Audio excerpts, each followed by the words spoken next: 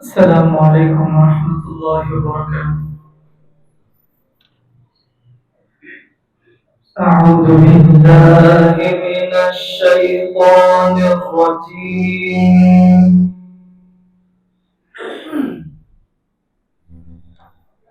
بسم الله الرحمن الرحيم.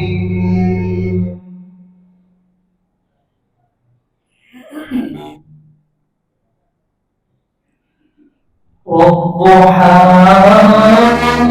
والليل إذا سجى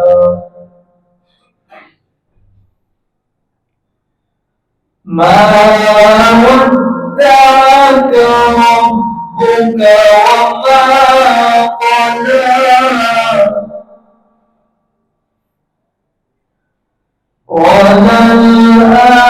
وللآخرة خير لك من الأولى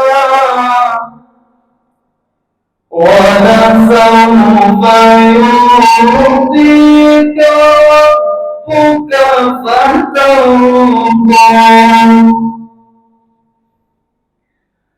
ألم يجدك يتيما فآوى ووجدك ضالا فهدى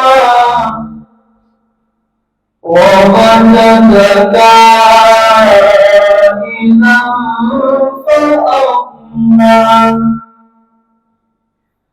فأما اليتيم فلا تقهر وأما السائل فلا تنهر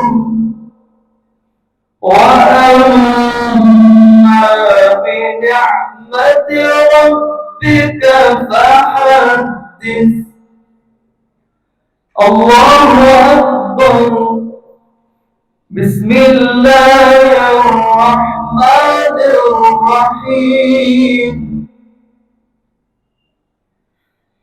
اقرأ باسم ربك الذي خلق خلق الإنسان من علق اقرأ وربك الأكرم الذي علم بالقلم علم الإنسان ما لم يعلم. صدق الله العظيم.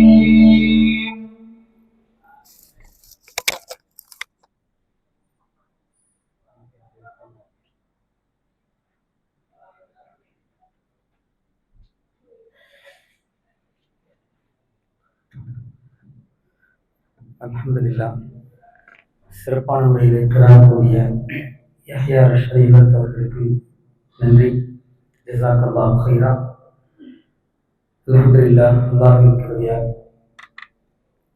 ஹாஜிகள் ஹஜ்ஜுக்கு புறப்படுவதற்கு முன்பு நம்முடைய மஸ்ஜிதிலே ஹாஜிகளுக்கான பயிலரங்கம் நடைபெற்றது. இந்த மல்லூர்பேட்டை பகுதியிலே மட்டும் சுமார் 50க்கும் மேற்பட்ட ஹாஜிகள் ஹஜ்ஜுக்கு செல்கிறார்கள் என்ற அடிப்படையிலே ஹாஜிகளுக்கான விழா நடத்துவதற்கு பொருத்தமாக இருக்கும் என்ற அடிப்படையிலே ஹஜ்ஜுக்கு முன்பும் அந்த விழா நடத்தப்பட்ட பொழுது பல்வேறு பகுதியிலிருந்தும் ஹாஜிகள் கலந்து கொண்டார்கள். அல்ஹம்துலில்லாஹ். நிகழ்ச்சி சிறப்பாக அமைந்தது. அந்த நிகழ்ச்சி நடந்து முடிந்து பல பேர் ஃபோன் செய்தார்கள். அல்ஹம்துலில்லாஹ், மிக சிறப்பாக இவருடைய பல விளக்கங்கள் தெரியாத பல விளக்கங்களை நாங்கள் தெரிந்து கொண்டோம் என்று சொல்லி அதற்கு அவருடைய பயானை பற்றி இன்ஷா அல்லாஹ் பல பேர் சொன்னார்கள். அதே அடிப்படையிலே ஹஜ்ஜை முடித்து விட்டு வந்த ஹாஜிகள் இதற்கு சொல்லுவாங்க, ஹஜ்ஜு முடிவடையாது. ஹஜ்ஜி என்பது ஹஜ்ஜே மக்பூல் என்பது எப்போ வரும்? ஹஜ்ஜுக்கு போயிட்டு வந்து அந்த ஹாஜி தன்னுடைய வாழ்க்கையை எப்படி அமைத்துக் கொள்கிறாரோ அதன் அடிப்படையில் தான் அவருடைய ஹஜ்ஜு மக்பூலா இல்லையா என்று முடிவுக்கு வரும். அந்த அடிப்படையிலே அது சம்பந்தமாக மிக முக்கியமான விளக்கங்கள் ஹஜ்ஜுக்கு சென்று விட்டு வந்த பிறகுதான் ஹாஜிகளுக்கான வழிகாட்ட வேண்டிய அவசியம் இருக்கிறது என்ற அடிப்படையிலே அல்ஹம்துலில்லாஹ் நிகழ்ச்சி ஏற்பாடு செய்யப்பட்டிருக்கிறது. ஆண்கள் குறைவாக வந்திருந்தாலும் பெண்கள் ஓரளவுக்கு வந்திருக்காங்க. இன்னும் பல பேர் போன் செஞ்சு நிகழ்ச்சி சம்பந்தமாக கேட்டாங்க. சில பேர் ஒரு அம்மா அசருக்கு பின்னாடி போன் பண்ணாங்க, நான் தனியா எனக்கு கூப்பிட்டு வர ஆள் இல்லை, ஆனால் வரணும்னு ஆசையா இருக்குது, நான் பெரம்பூர்ல இருக்கேன், என்னால் வர முடியாது, ரெக்கார்ட் பண்ணி அனுப்புவீங்களா, நாளைக்கு இது வருமா அப்படின்னு கேட்டாங்க. அல்ஹம்துலில்லாஹ் கண்டிப்பாக வரும் அப்படின்னு சொன்னாங்க. அந்த மாதிரியும் பல முடியாதவர்கள் ஏன்னா அவங்க ஆர்வத்தோடு இருக்கிறார்கள். அல்ஹம்துலில்லாஹ் அந்த அடிப்படையில இன்றைக்கு இன்ஷா அல்லாஹ் இந்த நிகழ்ச்சி இப்போது ஆரம்பமாகிறது. அதற்கு அவர்கள் சிறப்பான முறையிலே இந்த பேரங்கத்தை நிகழ்த்தியிருக்கிறார்கள். இன்ஷா அல்லாஹ் கடைசி வரை அமைதியாக அனைவரும் இதை கேட்டு இதன்படி நாம் அமல் செய்ய வேண்டும் என்பது ரொம்ப முக்கியமான விஷயம். அல்ஹம்துலில்லாஹ் வரக்கூடிய 20ஆம் தேதி நம்முடைய மஸ்ஜிதுடைய மக்தப், அதே மாதிரி ஆலிமா கோர்ஸ் துவக்க விழா, அதற்கான உழைப்புகள் நடந்து கொண்டிருக்கிறது. இன்றைக்கும் கூட வீடுகளுக்கு சென்று பெண்களுடைய லிஸ்ட் எடுத்து இன்ஷா அல்லாஹ் இந்த மஸ்ஜிதிலே பெண்களுக்கான ஆலிமா கோர்ஸ், அதே மாதிரி ஆண்களுக்கான குர்ஆன் மக்தப், அதே மாதிரி சிறுவர்களுக்கான மக்தப் எல்லாம் இங்கே நடைபெற வேண்டும் என்ற அடிப்படையிலே அதற்கான முயற்சிகள் இன்ஷா அல்லாஹ் நடைபெற்றுக் கொண்டிருக்கிறது. நீங்கள் அனைவரும் இதற்கு ஒத்துழைப்பு கொடுக்க வேண்டும் என்ற உள்ளத்திலே அன்போடு கேட்டுக்கொண்டு எங்களுடைய அன்பான அழைப்பை ஏற்று இங்கே வருகை தந்திருக்கக்கூடிய முஜீபுர் ரஹ்மான் அவர்களையும், அதே மாதிரி இந்த விழாவுக்கு முன்னிலை வைப்பதற்காக வந்திருக்கக்கூடிய இனி வரவிருக்கிற மண்ணூர்பட்டி நூறு ஜுமா மஸ்ஜித் நிர்வாகிகளையும், பாடி ஜுமா மஸ்ஜித் நிர்வாகிகளையும், பார்க் ரோடு தக்வா மஸ்ஜித் நிர்வாகிகளையும், விஜிஎன் மஸ்ஜித் நிர்வாகி ஹனீஃபா ஹாஜி உட்பட மற்ற அனைத்து நிர்வாகிகளையும், அதே மாதிரி ஹனீஃபா பரகத் ஜும்மா மஸ்ஜிதுடைய நிர்வாகிகளையும் மஸ்ஜித் இஹ்லாஸ் சார்பாக வருக வருக என அன்போடு உங்களை வரவேற்கிறோம். அல்லாஹ் தஆலா நம் அனைவருக்கும் அருள் புரிவானாக. இன்ஷா அல்லாஹ் அவர்கள் இப்போது விரிவான முறையிலே இது சம்பந்தமான பல்வேறு விளக்கங்களை சொல்வார்கள். அஸ்ஸலாமு அலைக்கும் வரஹ்மத்துல்லாஹி வபரகாத்துஹு.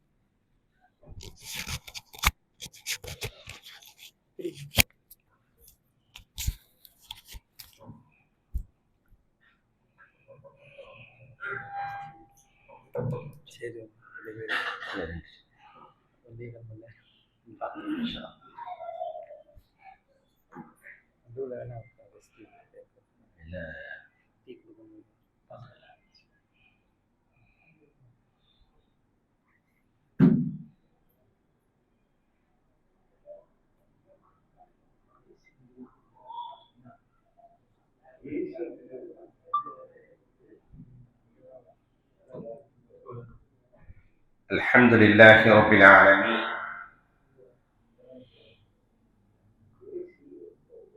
نحمده ونستعينه ونستغفره ونؤمن به ونتوكل عليه ونعوذ بالله من شرور أنفسنا ومن سيئات أعمالنا من يهده الله فلا مضل له ومن يضلله فلا هادي له وأشهد أن لا إله إلا الله وحده لا شريك له وأشهد أن محمدا عبده ورسوله أما بعد فقد قال الله تعالى في القرآن المجيد أعوذ بالله من الشيطان الرجيم بسم الله الرحمن الرحيم والذين يؤتون ما أتوا وقلوبهم وجلة أنهم إلى ربهم راجعون فقال نبينا صلى الله عليه وسلم عن عائشة رضي الله عنها قالت كان رسول الله صلى الله عليه وسلم إذا عمل عملا أثبته رواه مسلم أو كما قال عليه الصلاة والسلام. صدق الله العظيم وصدق رسوله الكريم. எல்லா புகழும் நம்மையெல்லாம் படைத்து பரிபாலித்துக் கொண்டிருக்கக்கூடிய வல்ல இரட்சகனான அல்லாஹ் சுப்ஹானஹு வ தஆலாவுக்கே உரித்தாகுக.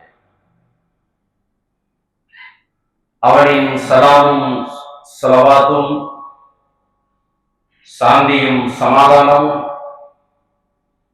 இவ்வுலகத்திற்கு அருள்படையாக அனுப்பப்பட்ட நபி முஹம்மது ஸல்லல்லாஹு அலைஹி வஸல்லம் அவர்கள் மீதும்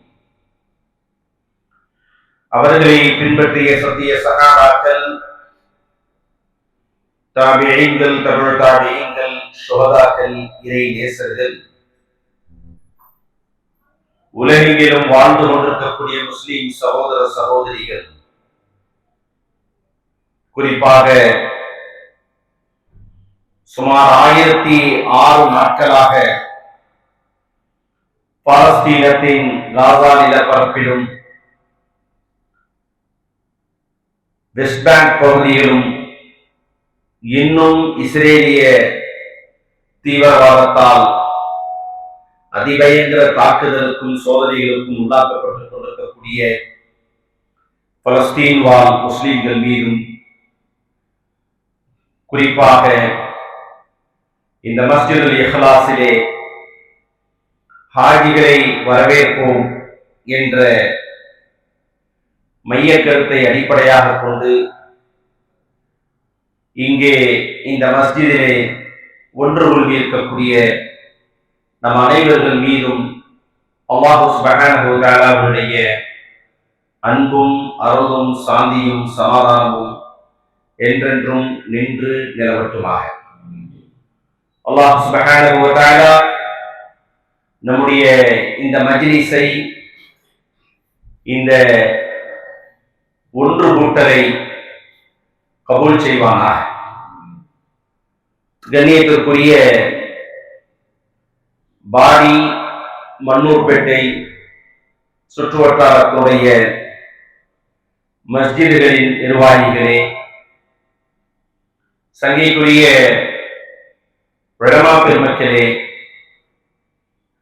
இந்த வருடம் மன்னூர்பேட்டையில் இருந்து மட்டும் சுமார் அல்லாஹ்வுடைய பெரும் பாக்கியத்திற்குரிய ஹஜ்ஜை நிறைவேற்றுவதற்கு சுமார் 50க்கும் மேற்பட்டவர்கள் ஹஜ்ஜுக்கு சென்று வரக்கூடிய பெரும் பாக்கியத்தை பெற்ற இந்த நற்பாக்கியவான்களே, ஏற்கனவே இந்த மஸ்ஜிதில், இந்த மஜ்லிஸில், இந்த சபையில் ஹஜ்ஜுக்கு சென்று முற்காலங்களில் சென்று வந்து அமர்ந்திருக்கக்கூடியவர்கள், எதிர்காலத்தில் ஹஜ்ஜை செய்ய வேண்டும் என்ற நியத்தோடு இங்கே அமர்ந்திருக்கக்கூடியவர்கள் எல்லோருக்கும் அல்லாஹ் சுப்ஹானஹு வ தஆலா கஅபத்துல்லாஹ் ஷரீஃபை, அல்லாஹ்வுடைய உலகின் முதல் மஸ்ஜிதை மீண்டும் மீண்டும் மீண்டும் குடும்பத்தோடு உம்ராவின் நோக்கத்தோடும் ஹஜ்ஜின் நோக்கத்தோடும் தொடர்ந்து செல்லக்கூடிய நற்பாக்கியத்தை நம்முடைய ஆயுட்காலங்களில் அல்லாஹ் அதிகமாக அர்ப்பணிப்பானார். அதற்குரிய சக்தியையும், அதற்குரிய வசதியையும், அதற்குரிய நல்ல சூழலையும் நம் எல்லோருடைய குடும்பத்தில் தொடர்ந்து அல்லாஹ் ஏற்படுத்தி தருவார். கண்ணியத்திற்குரிய பெரியோர்களே, தாய்மார்களே, ஹாஜிகளை வரவேற்போம் என்ற இந்த நிகழ்ச்சி ஏன் ஏற்பாடு செய்யப்பட்டது? பொதுவாகவே நம் சமுதாயத்தில் ஒரு வழக்கம் இருக்கிறது, ஹஜ்ஜிக்கு செல்லக்கூடியவர்களுக்கு ஹாஜிகளுக்கான வழிகாட்டுதல் என்ற ஒரு நிகழ்ச்சியை நடத்துவோம். காரணம், ஹஜ்ஜை எப்படி செய்ய வேண்டும் என்று தெரிந்து கொண்டு செய்ய வேண்டும் என்பதற்காக. ஆனால் ஹஜ்ஜை முடித்து வந்தவுடன் நம் சமுதாயத்தினுடைய வழக்கம் என்னவென்றால், ஹாஜியை கௌரவப்படுத்துவார்கள், ஹாஜியிடத்தில் சலாமை பெறுவார்கள், ஹாஜியின் துவாவை பெறுவார்கள், ஹாஜியிடத்தில் முசாஃபஹா செய்வோம், ஹாஜிக்கு சால்வை போற்றி அவரை கண்ணியப்படுத்தும் அந்த மஹல்லா. இது ஒரு நல்ல பாரம்பரியமான ஒரு கண்ணியப்படுத்துகின்ற ஒரு நற்காரியம். ஆனால் ஹஜ்ஜுக்கு சென்று வந்த ஹாஜிகளுக்கு வரவேற்பு நிகழ்ச்சி என்பது அதோடு நிறுத்திவிடக் கூடாது.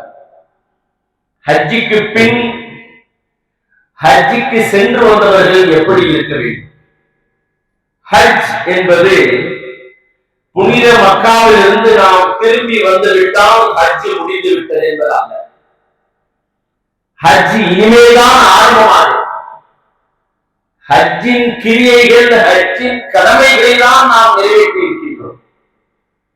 ஹஜ்ஜை முழுமையாக நாம் முழுமைப்படுத்தி விட்டோமா என்று சொன்னால் அது ஹஜ்ஜுக்கு பின் நம்முடைய வாழ்க்கை எப்படி இருக்கிறது என்பதை பொறுத்துத்தான் அதை அல்லாஹ் தீர்மானிக்கிறார். எனவே ஹஜ் செய்வது மிக இலகு, மிக ஈஸி, மிக சுலபம்.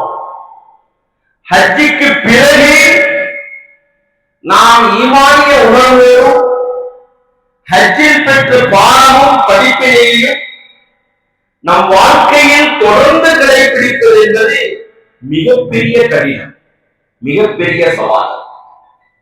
எனவேதான் ஹஜ்ஜுக்கு பின் நமது நிலை எப்படி இருக்க வேண்டும், ஹஜ்ஜின் அந்த ஈமானிய உணர்வுகளை தொடர்ந்து எப்படி நாம் தக்க வைத்துக் கொள்ள வேண்டும் என்பதை பற்றிய ஒரு நினைவூட்டல் தான் எனக்கும் உங்களுக்குமான இந்த நிகழ்ச்சி. அன்பு சகோதரர்களே, கொஞ்சம் ஹஜ்ஜுக்கு சென்றவர்கள் இங்கே அமர்ந்திருக்கக்கூடியவர்கள் யாரெல்லாம் கைப்பற்றுங்கள் பார்ப்போம். ஏற்கனவே ஹஜ்ஜி செய்தவர்களாக இருந்தால் கை தூக்கலாம். மாஷா அல்லாஹ். இந்த கை தூக்காதவர்களுக்கு ஒரு சின்ன உணர்வு வரும், நாங்க என்ன ஹஜ்ஜி செய்யலையே. இந்த மஜ்லிஸிலே ஹாஜிகளோடு நாம் துஆ செய்வோம். இந்த அரங்கில் கலந்து கொண்டிருக்கக்கூடிய அனைவருக்கும் அல்லாஹ் தஆலா மிக விரைவான ஹஜ்ஜை குடும்பத்தோடு நிறைவேற்றுகின்ற பாக்கியத்தை தருவார். சரி, ஹஜ்ஜை சற்று நாம் நினைவுபடுத்தி பார்ப்போம். ஹஜ்ஜுக்கென்று நியத்து வைத்த நாளிலிருந்து நம்முடைய ஈமானிய உணர்வு எப்படி இருந்தது காபத்துல்லாஹ் பார்க்க போறோம். என் வாழ்நாள்ல நான் சம்பாதித்த செல்வத்தை கொண்டு ஒரு பிரயோஜனமான ஒரு இபாதத்தை செய்வதற்கு நான் லட்சக்கணக்கில் செலவு செய்து செல்ல போகிறேன். ஒரு விதத்தில் பயம் இருந்தாலும் இன்னொரு விதத்தில் மகிழ்ச்சியும் சந்தோஷம், இந்த பாக்கியத்தை அல்லாஹ் எனக்கு தந்துட்டான். ஒரு விதத்தில் தயக்கம் இருந்து எப்படி போயிட்டு ஒழுங்கா வந்துருவோமா அப்படிங்கிற ஒரு விதமான ஒரு பிரமிப்போடு கொண்ட தயக்கம் இருந்தாலும் ஆழ்மனதில் தூங்கும் பொழுதெல்லாம் எப்படி இருக்கும், காபத்துல்லாஹ் எப்ப போவோம், மினால எப்ப போய் தங்குவோம், அரபால எப்ப போய் தங்குவோம் என்று ஹஜ்ஜிக்கு நியத்து வைத்த நேரத்தில் நம்முடைய மனதை மிகுந்த எதிர்பார்ப்பு இருந்தது. சரி, ஹஜ்ஜிக்கு சென்றோம். தமத்துவ ஹஜ்ஜை செய்தவர் எல்லோரும் முதலில் ஒரு உம்ராவை செய்தோம். காபத்துல்லாவை எஹ்ராமோடு முதலில் பார்க்கும் பொழுது, அங்கே கூட்டங்களோடு காபாவை பார்க்கும் பொழுது, இதுகாலம் வரை நாம் கனவு கண்டு கொண்டிருந்த, ஏங்கிக் கொண்டிருந்த, காத்துக் கொண்டிருந்த, எதிர்பார்த்துக் கொண்டிருந்த அந்த பரிபூர்ணமான அந்த பாக்கியம் இப்பொழுது எனக்கு அல்லாஹ் நிறைவேற்றி தந்து கொண்டிருக்கின்றான் என்ற அடிப்படையில் நம்மை அறியாமலேயே கண்களிலிருந்து தாரை தாரையாக கண்ணீர் வடித்தோம். உள்ளங்கள் நெகிழ்ந்தன, இதயங்கள் நெருங்கின, உடம்பெல்லாம் மெய் சிறுத்தது. கடந்த காலங்களில் அல்லாஹ்வுக்கு மாறு செய்த நான், கடந்த காலங்களில் எத்தனையோ பாவங்களை செய்த நான், கண்களால், நாவுகளால், இளமையில், தனிமையில், இரவில், அந்தரங்க வாழ்க்கையில் என்று பல்வேறுபட்ட பாவங்களையும் பலவீனங்களையும் குற்றங்களையும் செய்து கொண்டிருந்த நான், பரவான கடமையான எத்தனையோ கொள்கைகளை விட்ட நான், எத்தனையோ அறமான காரியங்களை செய்த நான், எனக்கு இந்த புனிதமான பரிசுத்தமான கண்ணியமான இந்த காபாவை கண்கொண்டு பார்த்து ஏழாமுடைய நிலையிலே காபாவை தவாப் செய்வதற்கும் உம்ரா செய்வதற்கும் ஹஜ் செய்வதற்கும் இந்த வாக்கியத்தை தந்த ரப் அந்த காபாவுக்கு முன்னால் நிற்கும் பொழுது நாம் கண்கலங்கி உள்ள முருங்க நம்முடைய கடந்த காலத்தின் பாவங்களுக்கெல்லாம் கண்ணீர் மல்க துடித்து துடித்து கண்ணீரோடு நாம் பாவ மன்னிப்பை தேடினோம், உம்ராவை நிறைவேற்றினோம், ஹஜ்ஜுடைய நாட்களுக்காக காத்துக் கொண்டிருந்தோம். மினாவுடைய 8வது நாள் எப்பொழுது வரும்? 7ஆம் நாள் இரவே நாம் புறப்பட வேண்டுமா? 5 நாள் மினா, அரபா, முஸ்தலிஃபா, ஜம்ராத் என்ற போன்ற ஹஜ்ஜின் 5 நாட்களுடைய அந்த கிரியைகள், அந்த இபாதத்துகளை நிறைவேற்றப் போகின்றோம். லட்சக்கணக்கான ஆஜிகள் ஒன்று கூட போகிறோம். அங்கே அல்லாஹ்வுடைய பொது மன்னிப்பை பெறப் போகிறோம். அன்று பிறந்த குழந்தையாக என்னை அல்லாஹ் பதிவு செய்ய போகிறான். மினாவில் தங்கப் போகிறேன், அரபாவில் தங்கப் போகிறேன். இதுவரை மினாவையும் அரபாவையும் நான் தொலைக்காட்சியிலே நான் பார்த்தேன். ஹஜ்ஜுக்கு போயிட்டு வந்தவர்கள் சொல்வாரு மினாவை பற்றியும் அரபாவையும் பற்றி. ஆனால் நான் இப்போது அந்த நாட்களில் அந்த புனிதமான இடங்களில் இன்னும் சில மணி நேரத்தில் தங்கப் போகிறேன் என்ற எதிர்பார்ப்போடு நாம் அஜீசியாவில் இருந்து நம்முடைய பில்டிங்ல இருந்து இஹ்ராம கட்டிட்டு தல்பியாவோட நாம் மினாவுக்கு சென்றோம். மினா கூடாரத்தில் அமர்ந்தோம், துஆக்களை கேட்டோம், தல்பியாக்களை சொன்னோம், தக்பீர்களை சொன்னோம், திக்ர்களை செய்தோம், குர்ஆனை ஓதினோம், தௌபாவை செய்தோம், எல்லா விதமான சிரமங்களையும் அனுசரித்துக் கொண்டோம். அறியாத, அறிந்த, அறியப்படாத எல்லா மக்களோடும் ஒன்றரை கலந்தோம், சிரமங்களை சகித்துக் கொண்டோம். மினாவின் 8ஆம் நாள் இரவு நகரிற்கு பிறகு இருள் சூழ்ந்து வந்து கொண்டிருக்கக்கூடிய நேரத்திலேயே நாளை அரபா, அல்லாஹ்வுடைய நரகத்திலிருந்து விடுதலைப்படுத்துகின்றான், ஷைத்தான் விரக்தியாகின்றான், அல்லாஹ் மகிழ்ச்சி அடைகின்றான், பொது மன்னிப்பு கொடுக்கப்படுகின்றான். இதுகால முறை என்னுடைய 60வது காலகட்டத்தில் 60வது வயதிலே நான் ஹஜ்ஜுக்கு வந்தேன் என்றால் 60 வருடம் செய்த பாவங்களும் மன்னிக்கப்படக்கூடிய அந்த ஒரு நாள் என்று அந்த அரபாவை எதிர்பார்த்து நாம் அப்படியே மினாவிலிருந்து புறப்பட்டு சென்றோம். இன்று நாம் நினைத்து பார்த்தால் நாம் மினாவில் தங்கினோமா? நான் அரபாவில் தங்கினேனா? என்னுடைய உடலில் கொஞ்சம் தூரம் நடந்தால் கூட எனக்கு பல்வேறுபட்ட சிரமங்கள். ஆனால் அவ்வளவு தூரமே எப்படி நடந்தேன், அவ்வளவு சிரமங்களோடு எப்படி அந்த போராட்டத்தில் தங்கினேன், அவ்வளவு வெப்பத்தோடும் வெயிலும் சூட்டிலும் நான் எப்படி இருந்தேன். ஏதோ அப்படியே இந்த 5 நாட்கள் அல்லாஹ் நம்மை நகர்த்தி சென்றான். அரபாவில் அசர் தொழுகைக்கு பிறகு, அசருடைய நேரத்திற்கு பிறகு, பாவ மன்னிப்பின் நேரம், துவா கபூலாகின்ற நேரம் நெருங்க நெருங்க என்னென்ன துவாக்களை எல்லாம் கேட்க வேண்டும் என்று எல்லாம் பட்டியலிட்டு எழுதி பெயருடன் கேட்டோம், துடித்தோம், கதறினோம். அல்லாஹ் என்னை மன்னித்து விட வேண்டும் என்று ஒரு பெரிய நம்பிக்கையோடு அழுவோம். நரகத்திலிருந்து நம்மை விடுதலைப்படுத்தி விட வேண்டும் என்று நாம் நம்பினோம். சொர்க்கம் நமக்கு கிடைத்து விட வேண்டும் என்ற ஒரு பேராசையோடு இருந்தோம். அரபாவை முடித்துவிட்டு முஸ்தலிஃபாவுக்கு வந்தோம். வெறும் திடலிலே எந்த உணவு ஓய்வு எடுப்பதற்கான எந்த ஏற்பாடும் இல்லாத அந்த திடலிலே வந்து படுத்தோம். எங்கே ஊரிலே வெளியூருக்கு சென்றால் தன் வீட்டுக்கு வந்தால் மட்டும்தான் தனக்கு நிம்மதியாக தூக்கம் வரும், எல்லோருடைய இயல்பு. ஆனால் அந்த முஸ்தலிஃபாவில் எங்கே படுத்தோம் இப்ப போய் கேட்டா கூட தெரியாது. எப்படி தூக்கம் வந்துச்சு? அல்லாஹ் அங்கே அப்படி ஒரு பாக்கியத்தை தந்தான். அரபா முடிந்தவுடன் 10ஆம் நாள், அரபா தான் ரொம்ப சிரமம் நினைச்சோம், அல்லாஹ் ரொம்ப ஈஸியாக்கிட்டான். அந்த 10ஆம் நாள் தான் பெரிய ஆபத்தான நாள், ஷைத்தானை கல்லெறிகிற நாள், உயிர் சேதங்கள் அதிகமாகின்ற நாள். 10ஆம் நாள்ல 4 அமல்களை செய்யணும். கல்ல எரியணும், குர்பானியை கொடுக்கணும், தவாஃப் இபாதாவை செய்யணும், மொட்டை அடிக்கணும். மறுபடியும் முஸ்தலிஃபால இருந்து பெரும்பாலும் நடந்து போகக்கூடிய சூழல், சிலருக்கு வாகனத்திலே போகக்கூடிய வாய்ப்புகள் கிடைக்கும். 10ஆம் நாள் அது எப்படி வரும், எப்படி இருக்க போகிறது என்று பயந்து கொண்டே இருக்கும். அரபாவை விட்டு முஸ்தலிஃபாவுக்கு வரும் பொழுது எல்லா ஹாஜிகளும் இந்த வருடம் சுமார் 17,700,000 ஹாஜிகள் இந்த வருஷம் ஹஜ்ஜி செய்தார். அரசாங்கத்தின் அங்கீகாரத்தின் மூலமாக அத்தனை ஹாஜிகளும் அரபாவிலிருந்து முஸ்தலிஃபாவுக்கு திரும்பி வரும்போது என் வாழ்நாள்ல இருந்த அத்தனை சுமைகளையும் பாரத்தையும் நல்லா ஒப்படைச்சிட்டேன். எல்லாம் கேட்க வேண்டிய அத்தனையும் கேட்டுட்டேன். எப்படி அந்த நம்பிக்கை அதை கடந்து வந்த நமக்கு தெரியும். எல்லாத்தையும் நல்லா கபூல் செஞ்சுட்டான். எல்லாத்தையும் அல்லாட்ட ஒப்படைச்சிட்டோம், அல்லாட்ட பேசிட்டோம்.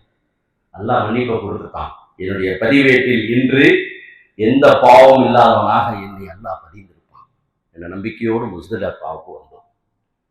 முஸ்தலிஃபாவுக்கு பிறகு ஜம்ராத், ஜம்ராத்தில் கல்லெறிவதும் ஷைத்தானை கல்லெறிகின்ற அந்த நிகழ்வு, அதற்கு பிறகு குர்பானி, அதற்கு பிறகு தவாஃபுல் இஃபாதா, அதற்கு பிறகு மொட்டையடிக்கை.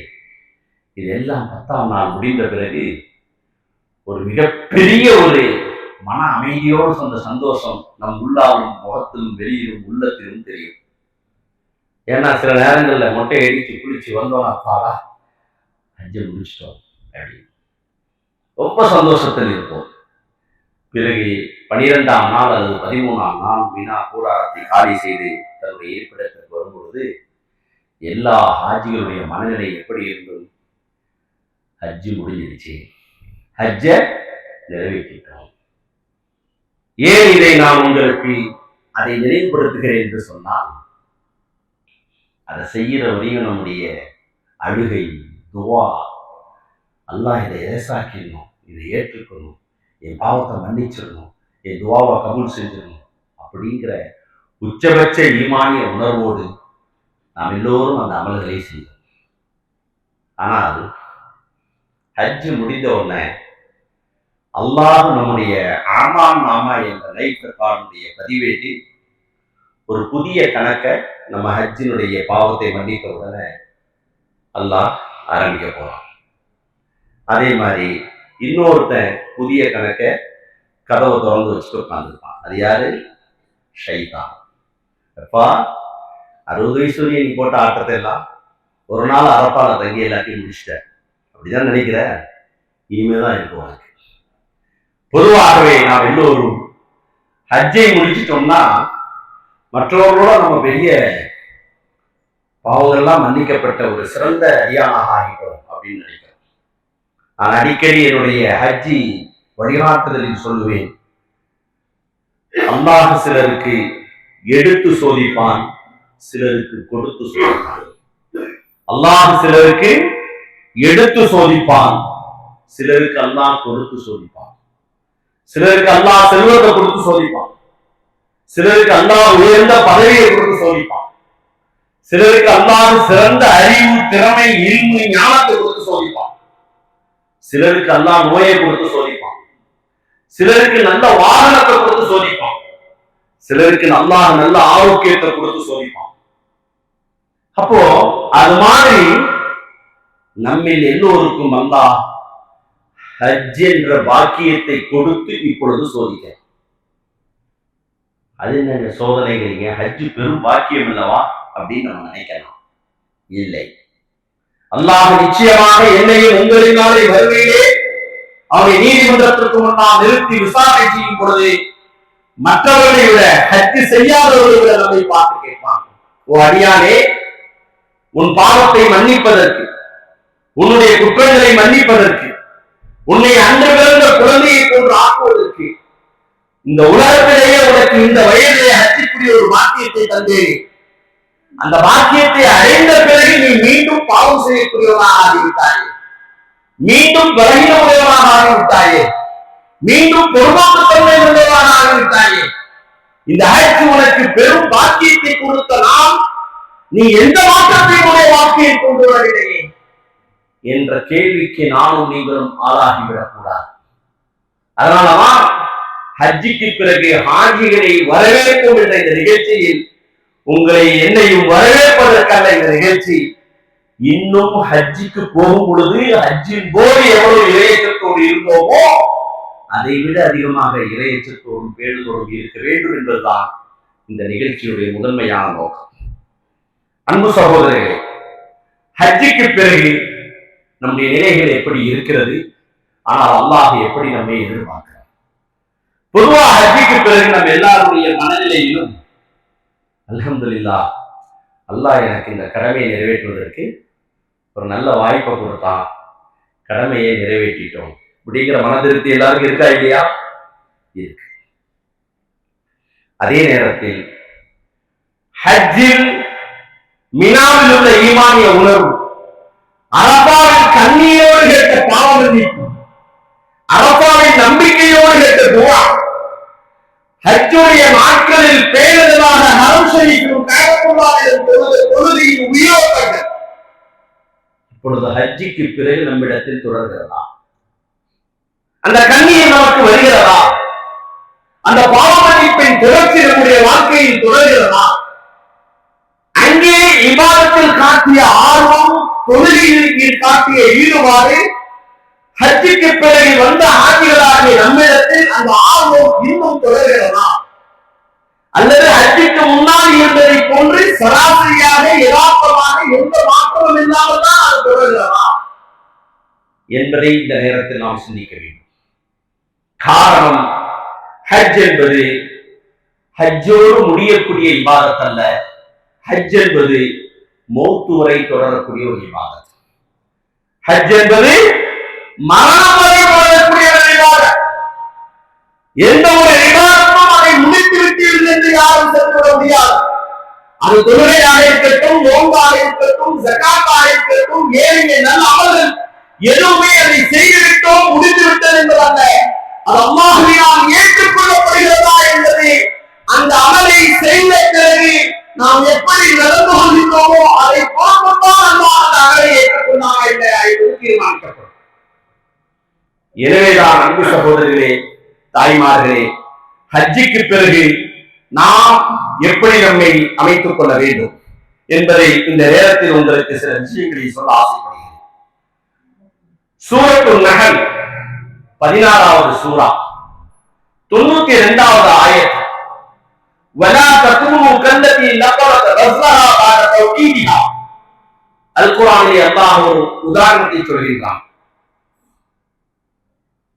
நீங்கள் அந்த பெண்ணை போன்று நீங்கள் ஆகிவிட வேண்டாம். அல் குர்ஆனிலே ஒரு வசனம் அல்லாஹ் சொல்றான். அல்லாஹ்விடத்தில் உறுதியாக ஒப்பந்தம் செய்து கொண்ட, வால்யூம் கொஞ்சம் கம்மி பண்ணலாமா?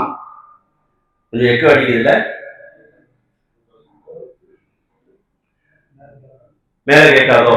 சரி.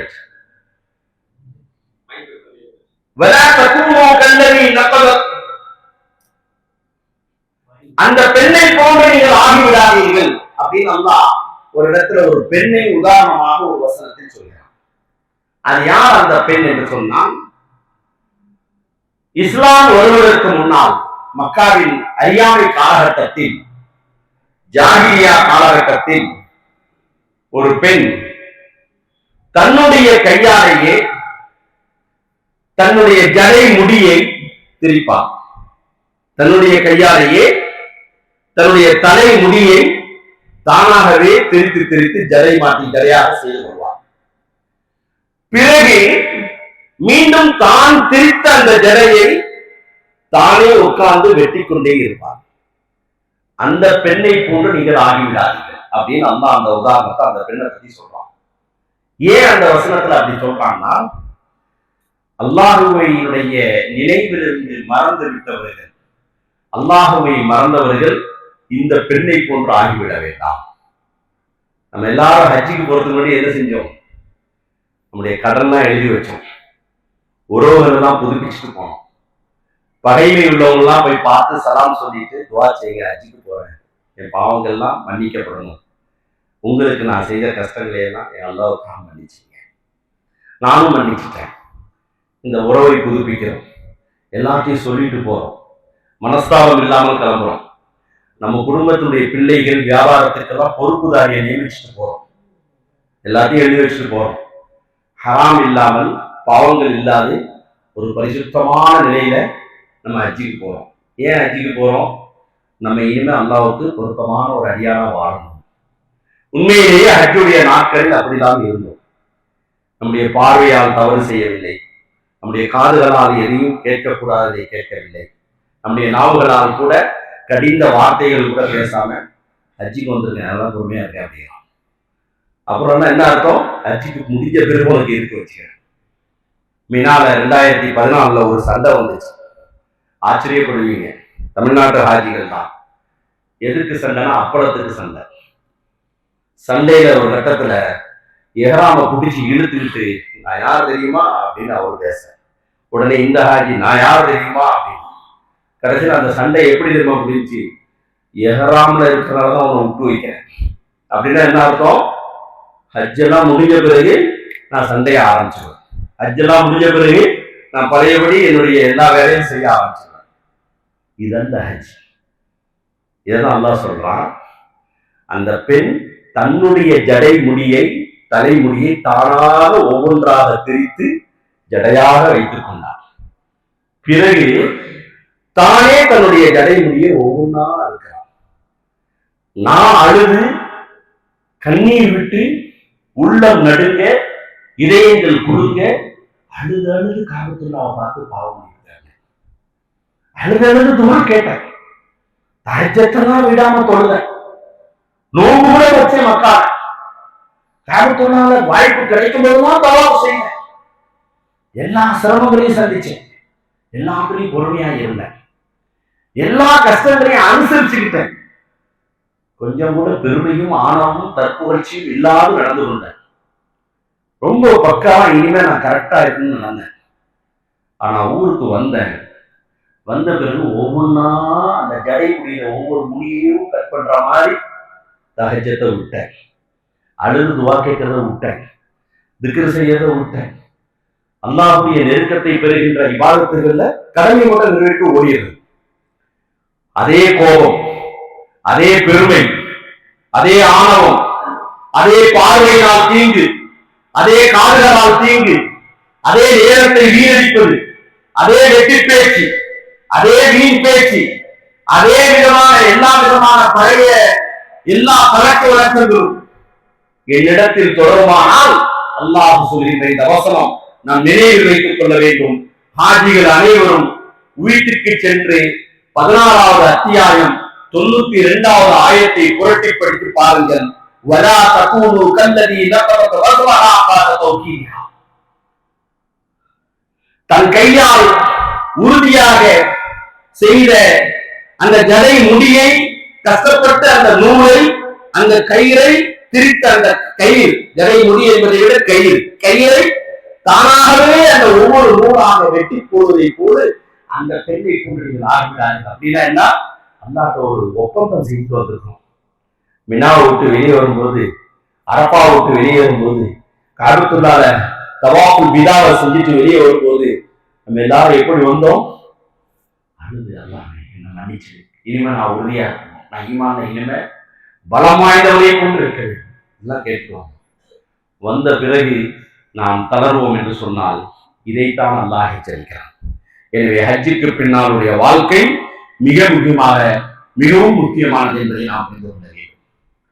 இரண்டாவது, ஹஜ்ஜிக்கு வந்த எல்லாத்தையும் கேட்கிறேன், மறுபடியும் ஹஜ்ஜிக்கு போகணுங்கிற ஆர்வம் இருக்கா இல்லையா? இல்லவே ரொம்ப கஷ்டம், உடம்பு இப்பவே முட்டெல்லாம் தேஞ்சிருச்சு, முதுகெல்லாம் வலிக்குது, தளருது, பார்ப்போம் அப்படின்னு யாராவது சொல்றோமா? அந்த ஆர்வம் இருக்கு. சரி, இன்னொரு பக்கம் குடும்பத்துல பிள்ளைகள்லாம் அழைச்சிட்டு போகணும், அவங்கெல்லாம் ஹஜ்ஜுக்கு அனுப்பி வச்சுக்கணும் அப்படிங்கிற ஒரு ஆர்வமும் இருக்கு. இன்னொரு பக்கம் நம்முடைய குடும்பத்துல யாரெல்லாம் ஹஜ்ஜுக்கு போக முடியாம ஏங்கிட்டு இருக்காங்களோ அவங்களையாவது அனுப்பி வைப்போங்கிற ஒரு நியத்து இருக்கு. இப்படி பல மாதிரி மீண்டும் அந்த ஹஜ்ஜை தொடரணுன்ற எண்ணம் இருக்கு. மீண்டும் இந்த வாய்ப்பு உங்களுக்கு கிடைக்கணும்னு சொன்னா இந்த ஹஜ்ஜிக்கு நீங்கள் அல்லாஹ்வுக்கு எவ்வளவு வாழ்நாள் போதும் நன்றி செலுத்தீர்களோ அதுதான் மீண்டும் இந்த வாய்ப்பு கிடைக்கும். லஇன் ஷக்கர்தும் லஅஸீதன்னக்கும் வலஇன் கஃபர்தும் இன் அஸாபி லஷதீத். எனக்கு நீங்கள் நன்றி செலுத்தீர்கள் என்று சொன்னால் நிச்சயமாக நான் உங்களுக்கு அதிகரித்து கொடுத்து கொண்டே இருப்பேன். சத்தியமிட்டு அல்லாஹ் சொல்றான், இன்னும் அதிகப்படுத்தி கொடுப்பேன். அல்ஹம்துலில்லாஹ், புகழுக்குரியவன் ரப். நன்றியை நீங்கள் அதிகமாக அல்லாஹ்வுக்கு செய்து பழகுங்கள், இருப்பதை விட நிச்சயம் அதிகரிக்கும். அல்லாஹ் சத்தியம் விட்டு சொல்றான் எல்லாத்துக்கும். இன்னைக்கு நின்று தொழக்கூடிய பாக்கியத்தை அல்லாஹ் எனக்கு தந்திருக்கான்னா அல்லாஹ்வுக்கு அதுக்குன்னு ஒரு சுக்ர் செய்யுங்க. எல்லாம் நின்று தொழ வச்சிருக்கேன், வாழ்நாள் போது நின்று தொழ வைப்பாங்க. உங்களுடைய கண் பார்வை மழுங்காமல் இன்னும் இருக்கிறதா? எத்தனையோ பேர் பார்வை மழுங்கி போய் சிரமப்படுகிறார்கள். கண் பார்வையற்றவராகவே இந்த உலகத்தில் இருப்பவரை நான் பார்க்கிறேன். என்னை நீ அப்படி நன்றாக இருக்கிறாய். நேற்று எக்மோர் ரயில்வே ஸ்டேஷன்ல வந்து காலையில் 5:30 மணிக்கு இறங்கும் போது ஆட்டோ பிடிச்சி போயிட்டு இருக்கும்போது கீழ்ப்பாக்கம் பஸ் ஸ்டாண்டை கடந்து போகும்போது ஒரு கணவன் மனைவி தன்னுடைய கணவனின் முகத்தில் தீக்காயத்தில் ஏற்பட்டு முகமே சிதைந்து நீண்ட காலம் சிகிச்சை எடுத்து டிஸ்சார்ஜ் ஆகி வீட்டுக்கு போகிறாங்க. பஸ் ஸ்டாப்ல உட்காந்துருக்காங்க.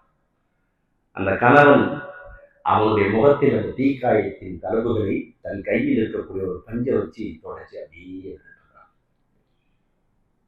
இதை பார்த்த உடனே ரசூல் ஸல்லல்லாஹு அலைஹி வஸல்லம் ஒரு துஆதான் எங்களுக்கு ஞாபகம் வந்தது. எனக்கு அப்துல் ரஹ்மான் சுதைசி கஅபத்துல்லாஹ்வுடைய தலைமை இமாம், 2 ஹரம் ஷரீஃபினுடைய அமைச்சர் பொறுப்புதாரி, அவர் தன்னுடைய பேஸ்புக் வலைதளத்திலே ஒரு 10 வருடத்திற்கு முன்பு ஒரு செய்தியை பதிவு செய்தார். 2 நாளும் ஊனமுற்று இல்லாத நிலையில் தன்னுடைய மடியை வைத்துக் கொண்டு தவழ்ந்து தவழ்ந்து ஒருவர் தவாப் செய்வதை பார்த்தார். அந்த படத்தை போட்டுவிட்டு அல்ஹம்துலில்லாஹி அல்லதி ஆஃபானி மிம்ம பதலாஹு ஃபீ இந்த துஆவை பதிவு செய்தார். நம்மை விட சிரமத்தில் யாராவது எந்த விதத்தில் சிரமப்பட்டவர்களை நீங்கள் பார்த்தீர்கள் என்று சொன்னால், கண்ணு தெரியாத ஒருத்தர், நடக்க முடியாத ஒருத்தர், கால் உடைந்த ஒருத்தர், காது கேட்காத ஒருத்தர், ஊமையா இருக்கக்கூடிய ஒருத்தர், உடலில் சிதைந்து இருக்கக்கூடியவர், வறுமை கோட்டில் தவித்துக் கொண்டிருக்கக்கூடியவர், மிக இயலாதவர், அப்படி நம்மை விட ஏதோ ஒரு விதத்தில் கஷ்டப்படக்கூடிய ஒருத்தரை பார்த்தால் இந்த துஆவை ஓதச் சொல்லி ரசூல் ஸல்லல்லாஹு அலைஹி வஸல்லம் சொல்லியிருக்கிறார்கள். அல்ஹம்துலில்லாஹி அல்லதி ஆஃபானி மிம்ம பதலாஹு ஃபீ. யா அல்லாஹ், எந்த விதத்தில் இவரை நீ சோதித்துக் கொண்டிருக்கிறாயோ அந்த சோதனையிலிருந்து எனக்கு பாதுகாப்பளித்த உனக்கே எல்லாம். எவ்வளவு அருமையான.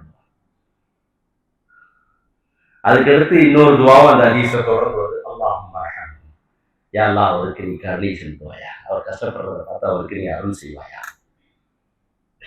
அன்பு சகோதரர்களே, ஹஜ் என்பது அது அடைய முடியவில்லையே என்று ஏங்கிக் கொண்டிருக்கக்கூடியவர்கள் கோடிக்கணக்கான முஸ்லிம்கள். ஆனால் ஹஜ்ஜை அடைந்தவர்கள் அடைந்து விட்டோமே என்று நன்றி செலுத்துவதில் விரல் விட்டு எண்ணக்கூடியவர்கள் கூட கிடையாது. வாழ்நாள் முழுவதும் நீங்கள் ஹஜ்ஜுக்கு சென்றவர்கள், ஹஜ்ஜுக்காக மட்டும் நீங்கள் வாழ்நாள் முழுவதும் தினந்தோறும் ஒரு குறிப்பிட்ட நேரத்தை ஒதுக்கி அல்லாஹ்வுக்கு நன்றி செலுத்தும். அது ஒன்றும் ஃபஜ்ருடைய நேரமா இருக்கலாம், அல்லது இஷாவுக்கு பிறகு வீட்டில் சாப்பிட்டு தூங்கும் போது ஓதுற துஆவை, அல்லாஹ் இந்த வயசுல எங்களுக்கு ஹஜ்ஜுக்குரிய பாக்கியத்தை தந்தியே, எனக்கே எல்லாம் போகணும், அல்லது தஹஜ்ஜுடைய நேரம், ஏதோ ஒரு விதத்தில் நீங்கள் நன்றி செலுத்திக் கொண்டே இருங்க. 2வது பாயிண்ட். முதல் பாயிண்ட் என்ன சொன்னேன்? இனிமே கேள்வி கேட்க ஆரம்பிச்சுடுவேன். முதல் விஷயம் என்ன சொன்னேன்? சூப்பர். எத்தனாவது சூரா, எத்தனாவது வசனம்? 92வது வசனம். அந்த வசனத்தை வீட்டுல போய் நீங்க எடுத்து படிக்கணும். நீங்க படிச்சீங்களா இல்லையான்னு நிச்சயமா எனக்கு தெரியாது. யாருக்கு தெரியும்? அல்லாஹ்வுக்கு தெரியும். ஏன்னா அந்த அறியாமை காலத்தின் அந்த பெண் ஒரு நூலை தானே தன் கையால் திரித்து பிறகு ஒவ்வொரு நூலாக அவளே தன் கையால் வெட்டுவதை போன்று ஹஜ்ஜில் எடுத்துக்கொண்ட உறுதியான நல்ல முடிவுகளை நீங்கள் ஒவ்வொன்றாக தரத்தை விட வேண்டாம். புரியல இல்லையா? முதல் விஷயம் தான் சொல்றேன். 2வது, அல்லாஹ்வுக்கு நிறைய நன்றி செலுத்துவது. 3வது, ஹஜ்ஜுக்கு பிறகு நாம் நம்முடைய அன்றாட வாழ்க்கையில் மௌத்து வரை தொடர்ச்சியாக நம்முடைய இஸ்லாமிய வாழ்க்கையை கடைபிடிக்கும். நான் பின்னால் ஒரு 10 விஷயத்தை பின்னாடி சொல்லுவேன். அப்போ ஹஜ்ஜுக்கு பின்னால் கஅபத்துல்லாஹ்ல நம்ம ஹஜ்ஜுக்கு போன 35 நாள், சுமார் 30-35 நாள் போன எல்லாருமே எத்தனை நாள் நம்ம தஹஜ்ஜுத் தொழுதிருப்போம்? கை தூக்குவோம். நான் ஒரு 10 நாளாவது குறைஞ்சது தஹஜ்ஜுத் தொழுதிருப்பேன். கை தூக்குங்க. இல்ல, குறைஞ்சது எல்லா நாளுமே நான் தொழுவேன். பெரும்பாலும் 35 நாள் நான் தொழுவேன். இப்போ ஹஜ்ஜு முடிச்சுட்டு வந்து எத்தனை நாள் ஆச்சு? 15 நாள், சில பேருக்கு 1 மாசத்துக்கு மேல ஆயிடுச்சு. எத்தனை நாள் தஹஜ்ஜத் தொழுது? தொடர்ச்சியா இருக்கும். புரியுதா இல்லையா? ஒரு பலூன் சீக்கிரம் ஒரு சைடு ஊர்ல என்ன ஆயிடும்? மொத்த பலூன் உடைஞ்சு போயிடும். திடீர்னு ஹஜ்ஜில மட்டும் தஹஜ்ஜத், ஹஜ்ஜில மட்டும் அழுதுவா, ஹஜ்ஜில மட்டும் தான தர்மம், ஹஜ்ஜில மட்டும் உண்மை, ஹஜ்ஜில மட்டும் பொறுமை, ஹஜ்ஜிக்கு போறதுக்கு முன்னாடி மட்டும் உறவினர்கள்லாம் பார்த்து முசாஃபஹா சலாம் என்ன ரைட். ஹஜ்ஜு முடிச்சுட்டு வந்த பிறகு அப்படி வீர நடை போட்டு நான் ஹாஜி. இது அல்ல. எதை நீங்கள் அங்கே செய்கிறீர்களோ அதை இங்கே தவாஃபை தவிர மற்ற எல்லா அளவும் இங்கே இருக்கு. தவாஃபுலாம் காரக்குறால செய்யும், தொழுவது இங்கே இருக்கு, தான தர்மம் செய்வது இங்கேயும் செய்யலாம், எங்கேயும் செய்யலாம். பொறுமையா இருக்கிறது மக்கள் மட்டுமல்ல, இங்கேயும் பொறுமையா இருக்கும். உண்மை பேசுவது ஹஜ்ஜுடைய நாட்களில் மட்டுமல்ல, வாழ்நாள்களும் உண்மையை பேசுவது. பார்வையை தாக்குவது ஹஜ்ஜுடைய நாட்களில் மட்டுமல்ல, வாழ்நாள்களும் பார்வையை தாக்குவது. மொத்தத்தில் எந்த ரப் அங்கே இருக்கிறான் என்று நாம் நம்பி அனுபவம், அந்த ரப் உலகில் எல்லா இடங்களிலும் கண்காணித்துக் கொண்டிருக்கிறார், எல்லா நிலைகளிலும் ஒன்றாக பார்த்துக் கொண்டிருக்கிறார் என்ற அந்த உணர்வு தொடர்ந்து இருக்குமானால் ஹஜ்ஜில் செய்த இபாதத்துகள் மௌத்து வரை இன்ஷா அல்லாஹ் வாழ்க்கை தொடரும். மௌத்து வரை தொடரும். அப்ப ஹஜ் என்பது ஒரு வாழ்வியல் மாற்றமே ஒழிய ஒரு 40 நாள் மாற்றமா போய் தங்கிட்டு வர்றதல்ல. ஹஜ் என்பது முழு வாழ்க்கையின் மாற்றம். சரி, ஆயிஷா ரலியல்லாஹு அன்ஹா அவர்கள் அறிவிக்கக்கூடிய ஹதீஸ். ரசூலுல்லாஹி ஸல்லல்லாஹு அலைஹி வஸல்லம் அவர்கள் தன்னுடைய வாழ்நாளில் ஏதாவது ஒரு அமலை செய்தால் அந்த அமலை தொடர்ந்து செய்து கொண்டே இருப்பார்கள். கான ரசூலுல்லாஹி ஸல்லல்லாஹு அலைஹி வஸல்லம் இதா கான அமல் அஸ்பகஹு, அவர்கள் அதை உறுதியாக தொடர்ந்து செய்வார்கள், உறுதியா செய்வாங்க. தஹஜ்ஜத்தை நீங்கள் ஹஜ்ஜுக்கு முன்னால் ஆரம்பித்தீர்கள் என்று சொன்னால் மௌத்து வரை அந்த தஹஜ்ஜத் தொடர வேண்டும். நீங்கள் ஹஜ்ஜிலே சதகா தர்மம் செய்வதை ஆரம்பித்தீர்கள் என்று சொன்னால் அது மௌத்து வரை தொடர வேண்டும். ஹஜ்ஜுக்கு போகும்போது உங்களுடைய உறவை கொடுத்துட்டு உறவினர்களோடு பதவி இல்லாத முப்பதாக செய்து சலாம் சொல்லிவிட்டு வந்தீர்கள் என்று சொன்னால் ஹஜ்ஜுக்கு பிறகு அந்த உறவு, நான் வீட்டு ஏறி போய் சலாம் சொல்லி மன்னிச்சுக்கீங்க எல்லாம் முசாபாசன் சொல்லிட்டு போனேன், அவரு இன்னொரு என்ன வந்து பார்க்கலையே, ஹஜ்ஜுக்கு போயிட்டு வந்து ஊர்ல எல்லாரும் வந்து பார்த்துட்டாங்க, என்ன வந்து அவர் பார்க்கலையே, அவர் பார்க்கல. சரி, நீங்க சொன்னது எதுக்கு? அல்லாஹ்விடத்தில் உங்களுடைய ஹஜ்ஜும் ஏனைய அமல்களும் அல்லாஹ்ட்ட கபூல் ஆகும்.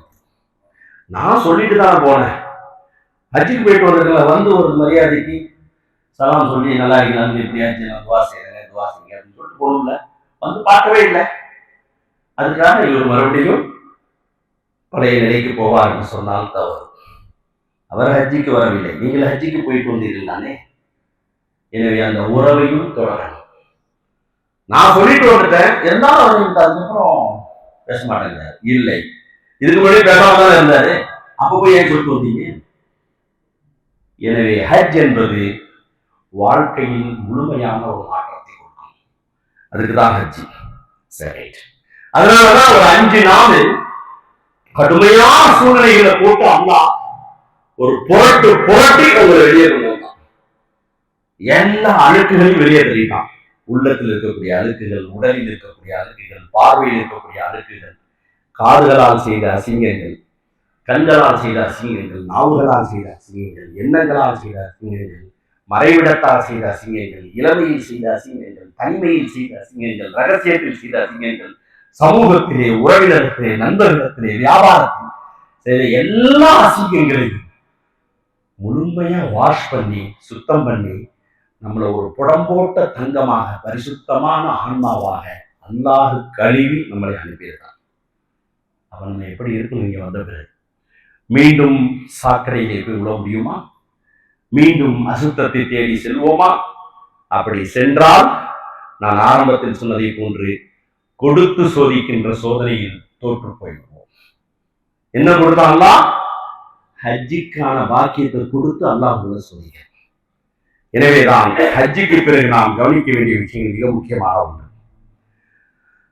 ஒரு முறை ரசூலுல்லாஹி ஸல்லல்லாஹு அலைஹி வஸல்லம் அவர்கள் சூரத்துல் முஃமினூன் என்ற சூரத்துல் முஃமினூன் என்ற சூராவுடைய 60வது ஆயத், வல்லதீன யூதூன மா அதவ் வ குலூபுஹும் வஜிலா.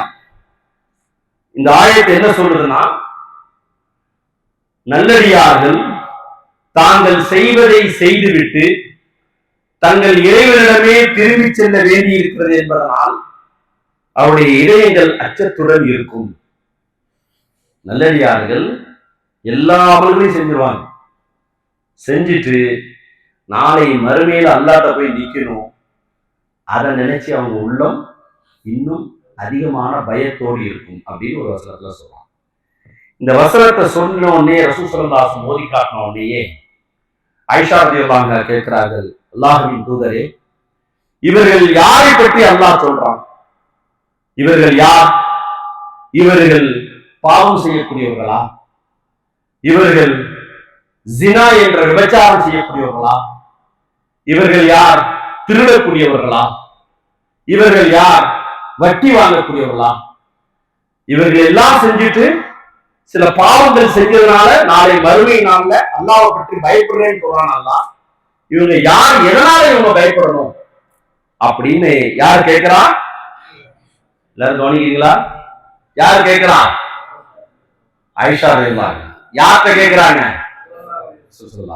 அப்ப ரசூலுல்லாஹி ஸல்லல்லாஹு அலைஹி வஸல்லம் சொல்றாங்க, யா இப்னதி சித்தீக், ஓ சித்தீக்கின் மகளே, அபூபக்கர் சித்தீக் ரலியல்லாஹு அன்ஹு அவருடைய மகளே அப்படின்னு அழைச்சி, இவர்கள் அப்படிப்பட்டவர்கள் அல்ல, இவர்கள் திருடக்கூடியவர்கள் அல்ல, மது பழக்கம் கொண்டவர்கள் அல்ல, இவர்கள் விபச்சாரம் செய்யக்கூடியவர்கள் அல்ல.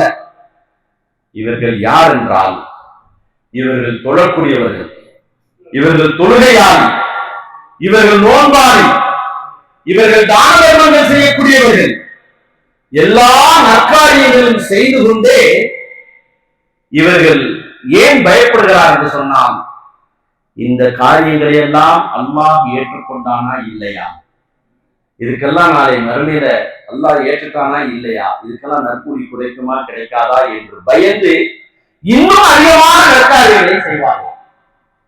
இந்த வசனம் தான் ஹஜ்ஜிக்கு சென்று வந்த நமக்கு மிக முக்கியமான வசனம். நம்ம எல்லாருக்கும் ஹஜ்ஜ செஞ்சிட்டோம், நம்மெல்லாம் ஹாஜி ஆகிட்டோம், நம்முடைய பாவங்கள் எல்லாம் மன்னிக்கப்பட்டுருச்சு. நான் அன்று பிறந்த குழந்தையாகிட்டேன், நான் அரபாவை தங்கிட்டு வந்துட்டேன், நான் முஸ்லிம் பாடியா தங்கிட்டு வந்துட்டேன், நான் ஜமாத்ல கண்ணை செஞ்சிட்டேன், நான் ஹஜ்ஜ சிறு வயசுலயே முடிச்சுட்டேன் என்ற எண்ணங்கள் பெரிய விஷயம் அல்ல. இந்த ஹஜ்ஜை அல்லாஹ் ஏற்றுக்கொண்டானா இல்லையா, இந்த பயம் அதிகரிக்கும். இந்த பயம் அதிகரிக்குமானால் ஹஜ்ஜிக்கு பிறகும் நாம் ஈமானிய உணர்வோடு வாழ்வோம்.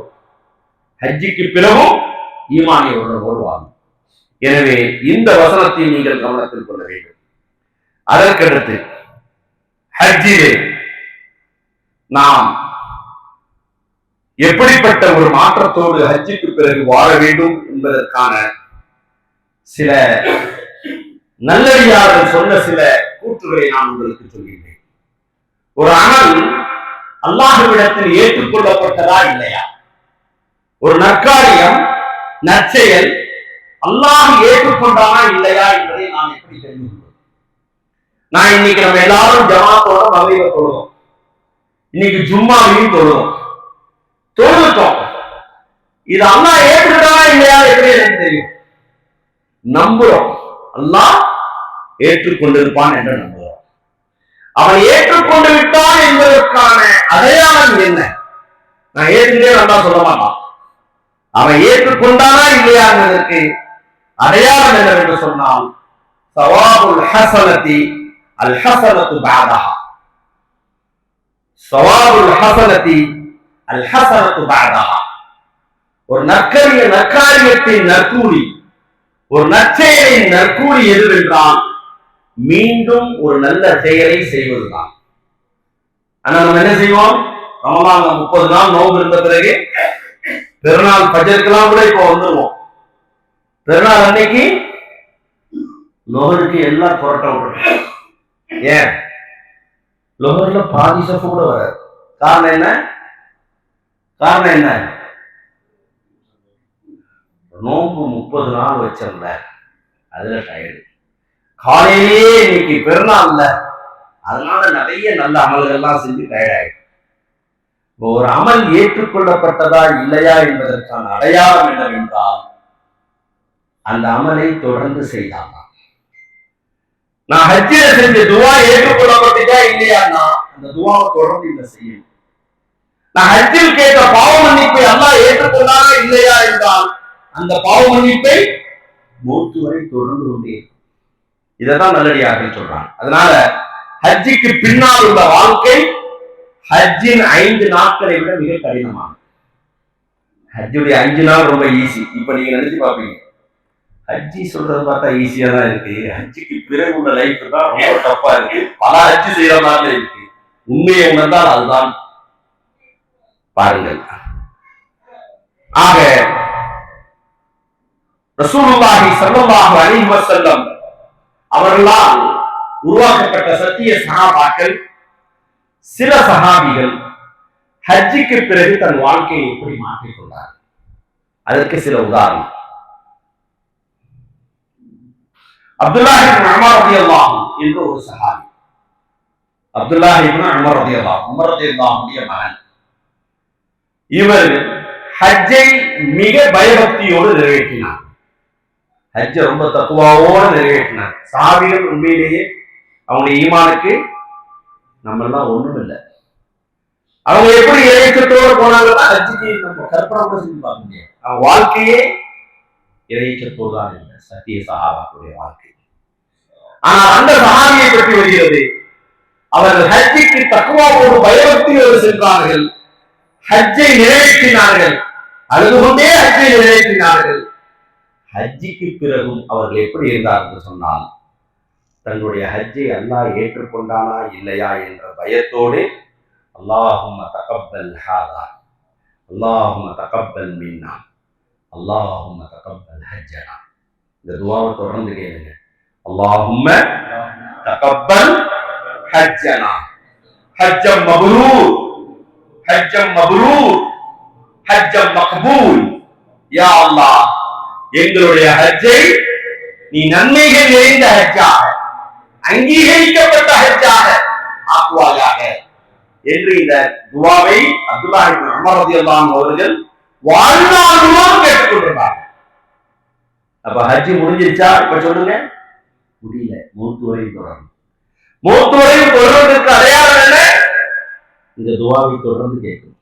நான் கேட்கிறேன் ஹாஜிகள்கிட்ட, மனம் போட்டு உண்மையாகவே சொல்லுங்கள், எல்லா வக்திலும் நான் ஹஜ்ஜுக்கு போயிட்டு வந்து இந்த மகரிப் வரையும் யா அல்லாஹ் என் ஹஜ்ஜை நீ கபூல் செய்வாயாக துஆ கேட்டவங்க யார் யார் கேட்கணும்?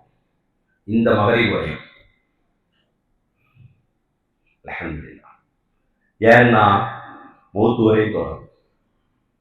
அப்ப அப்துல்லாஹ் இப்னு உமர் ரலியல்லாஹு அன்ஹு லைஃப் எப்படி இருந்துச்சு? ஹஜ்ஜுக்கு பிறகு ஹஜ்ஜை இறைச்சத்தோடு செய்தார்கள், ஹஜ்ஜுக்கு பிறகு இறைச்சத்தோடு இருந்தார்கள்.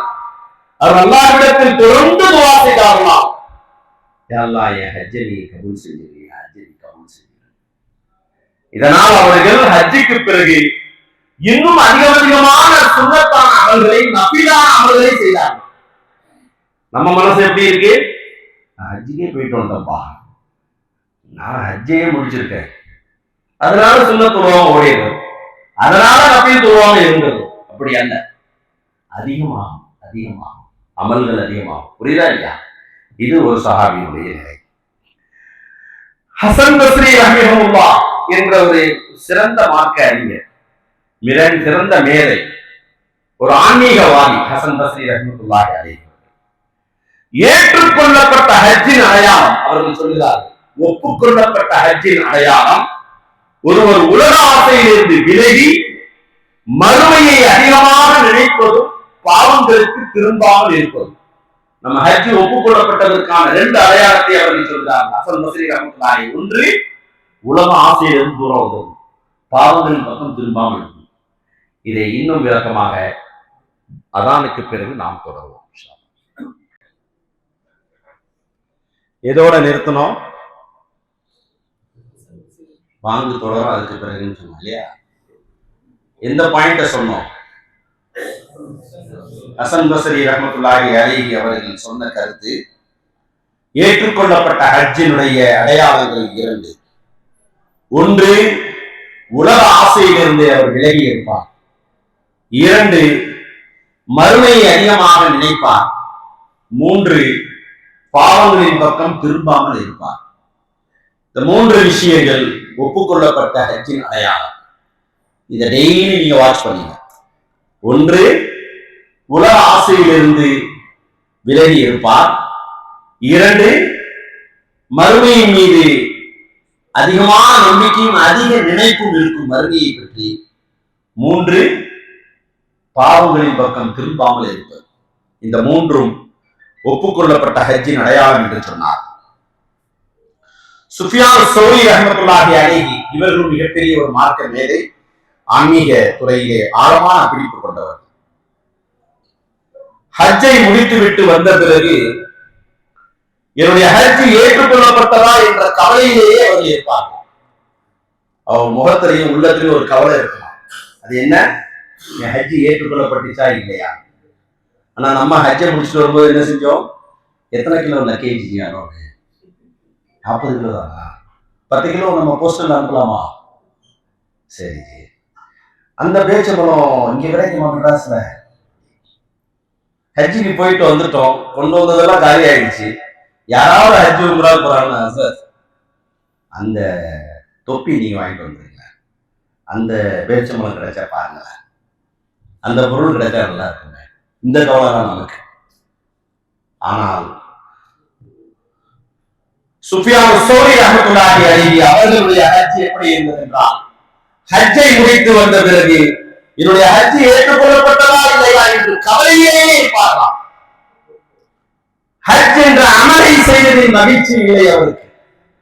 அல்லாஹ் இதை ஏற்றுக்கொண்டானா என்பதனுடைய கவலைதான் அவருக்கு அது இருக்கிறார். நமக்கெல்லாம் ஹஜ்ஜை செஞ்சிட்டோங்கிற மகிழ்ச்சி இருக்கு, அது தவறு அல்ல. ஒரு அல்லாஹ் வாய்ப்பை கொடுத்தான்.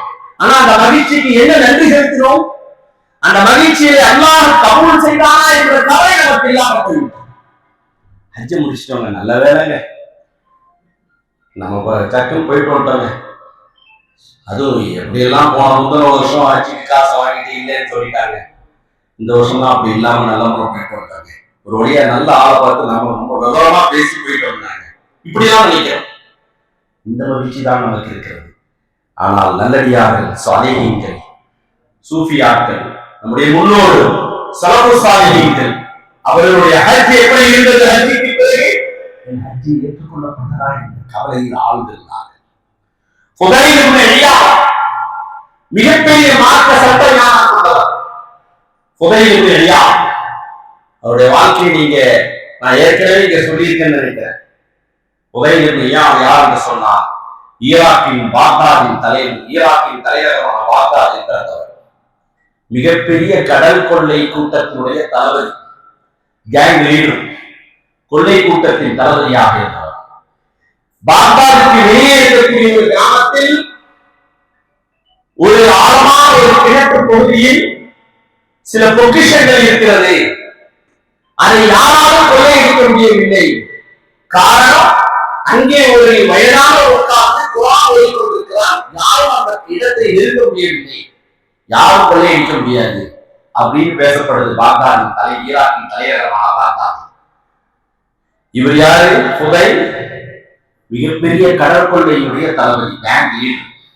இவர் பார்க்கிறாரு, என்னுடைய தொழிலுக்கு வந்த பெரிய சவால், என் திறமைக்கு வந்த சவால் அப்படின்னு சொல்லிட்டு அந்த கிணற்றை நோக்கி நகர்கிறார். அங்கே சொன்னது போன்ற ஒரு வயதானவர், ஒரு முதியவர் உட்கார்ந்து குர்ஆன் ஓதிக் கொண்டிருக்கிறார். நான் சென்ற நேரத்தில் அவர் ஓதிய வசனம், அலம் யக்னில் லதீன ஆமனு வதக்ஷா குலூபுஹும் திக்ரில்லாஹ். சூரத்துல் ஹதீதுடைய வசனம் என்று நினைக்கிறேன். அலம் யக்னில் லதீன ஆமனு, இறை நம்பிக்கை கொண்டவர்களுக்கு இன்னும் நேரம் கிடைக்கவில்லையா? அல்லாஹ் கேட்கிறான் இந்த வசனத்தை. அல்லாஹ்வுடைய அச்சத்தால், அல்லாஹ்வுடைய இறைவான் உள்ளச்சம் பெறுவதற்கு இறை நம்பிக்கையாளர்களுக்கு நேரம் கிடைக்கவில்லையா அப்படின்னு அல்லாஹ் கேட்கிறான். இந்த வசனத்தை அவர் திருட போற நேரத்தில் அந்த அடியான் ஓடி கொண்டிருக்கிறார். அவருக்கு அரபி தெரியும். யாருக்கு? இந்த புதையலுக்கு. இவ்வளவு நாள் கொள்ளையடிச்சோம், கேங் லீடரா இருந்தோம், அல்லாஹ்வை நினைவு கொள்வதற்கும் உள்ளச்சம் கொள்வதற்கு நேரம் உனக்கு கிடைக்கியான்னு என்ன பார்த்து சொல்ற மாதிரி இருக்குன்னு கொள்ளையடிக்கிறத மறந்து இந்த வசனத்துல அப்படியே ஆளுடைய ஈமான் மாறினவுடன் அதே அறிஞரிடத்தில் மார்க்கத்தை அந்த வசனத்தின் விளக்கத்தை கேட்கிறார். அந்த பொக்கிஷத்தையும் மறந்தாரு, கொள்ளையடிக்கிறது விட்டார். அங்கேயே தன்னை மாற்றிக்கொண்டு நேரா அந்த கிராமத்திலிருந்து பாக்தாதுக்கு வருகிறார். மார்க்க அறிஞரிடத்தில் மார்க்கத்தை கற்றுக்கொள்கிறார். இறையச்சத்தின் உச்சகட்டத்திற்கு செல்கிறார். பாக்தாதிலிருந்து நடந்தே காபத்துல்லாவுக்கு ஹஜ்ஜிக்கு வருகிறார். வந்தவர் ஹஜ்ஜை முடித்துவிட்டு காபத்துல்லாவிலேயே தங்கிவிட்டார். பிறகு காபத்துல்லாவின் ஹரம் ஷரீஃபின் இமாமாக மாறினார். இந்த மார்க்க சட்ட அறிஞர் தான் யார்? உதயநிதி. அவருக்கு எவ்வளவு பெரிய கவலை இருந்திருக்கும் இந்த ஹஜ்ஜி ஏற்றுக்கொள்ளப்படும். அவர் தான் சொல்கிறார், அமலை செய்து விடுவதை விட அது ஏற்றுக்கொள்ளப்படுவதற்காக முயற்சி செய்வதே மிகப்பெரிய காரியம். ஒரு அமல் செய்வது பெரிய விஷயம் அல்ல, அது ஏற்றுக்கொள்ளப்படுவதற்காக முயற்சி செய்வதா அதுதான் மிக முக்கியமான விஷயம். ஒரு ஹஜ்ஜி செய்வது பெரிய விஷயம் அல்ல, அந்த ஹஜ்ஜி ஏற்றுக்கொள்ளப்பட்டதா என்பதற்காக நாம் எடுக்கின்ற முயற்சி தான் மிகப்பெரிய ஹஜ்ஜிக்கு போயிட்டு வந்தது பெரிய விஷயம் இல்ல. நீங்க மினாவில் தங்கியது பெரிய விஷயம் தான், அரபாவில் தங்கியது பெரிய விஷயம் தான், அரபாவை அடைந்தது பெரிய விஷயம் தான். அதையும் மிகப்பெரியது அந்த ஹஜ்ஜுடைய நாட்களில் நாம் செய்த ஹஜ்ஜின் அமல்கள் ஏற்றுக்கொள்ளப்படுவதற்காக இன்னும் நான் அதிகமாக முயற்சி செய்வேன். அதுதான் பெரிய விஷயம். இது யார் சொல்றா? ஃபுதைல் இப்னு இயாத் என்ற மிகப்பெரிய மார்க்க சட்டக்கலை வல்லுநர் அவர் சொல்கிறார். உமர் இப்னு அப்துல் அஸீஸ் ரஹ்மத்துல்லாஹி அலைஹி அவர்கள் மிகப்பெரிய நீதிமிக்க ஒரு ஆட்சியாளர். வரலாற்றில் இரண்டாவது உமர் என்று சொல்லப்படக்கூடிய முதல் உமர் யார்? கலீஃபா உமர் இப்னு கத்தாப் ரலியல்லாஹு அன்ஹு.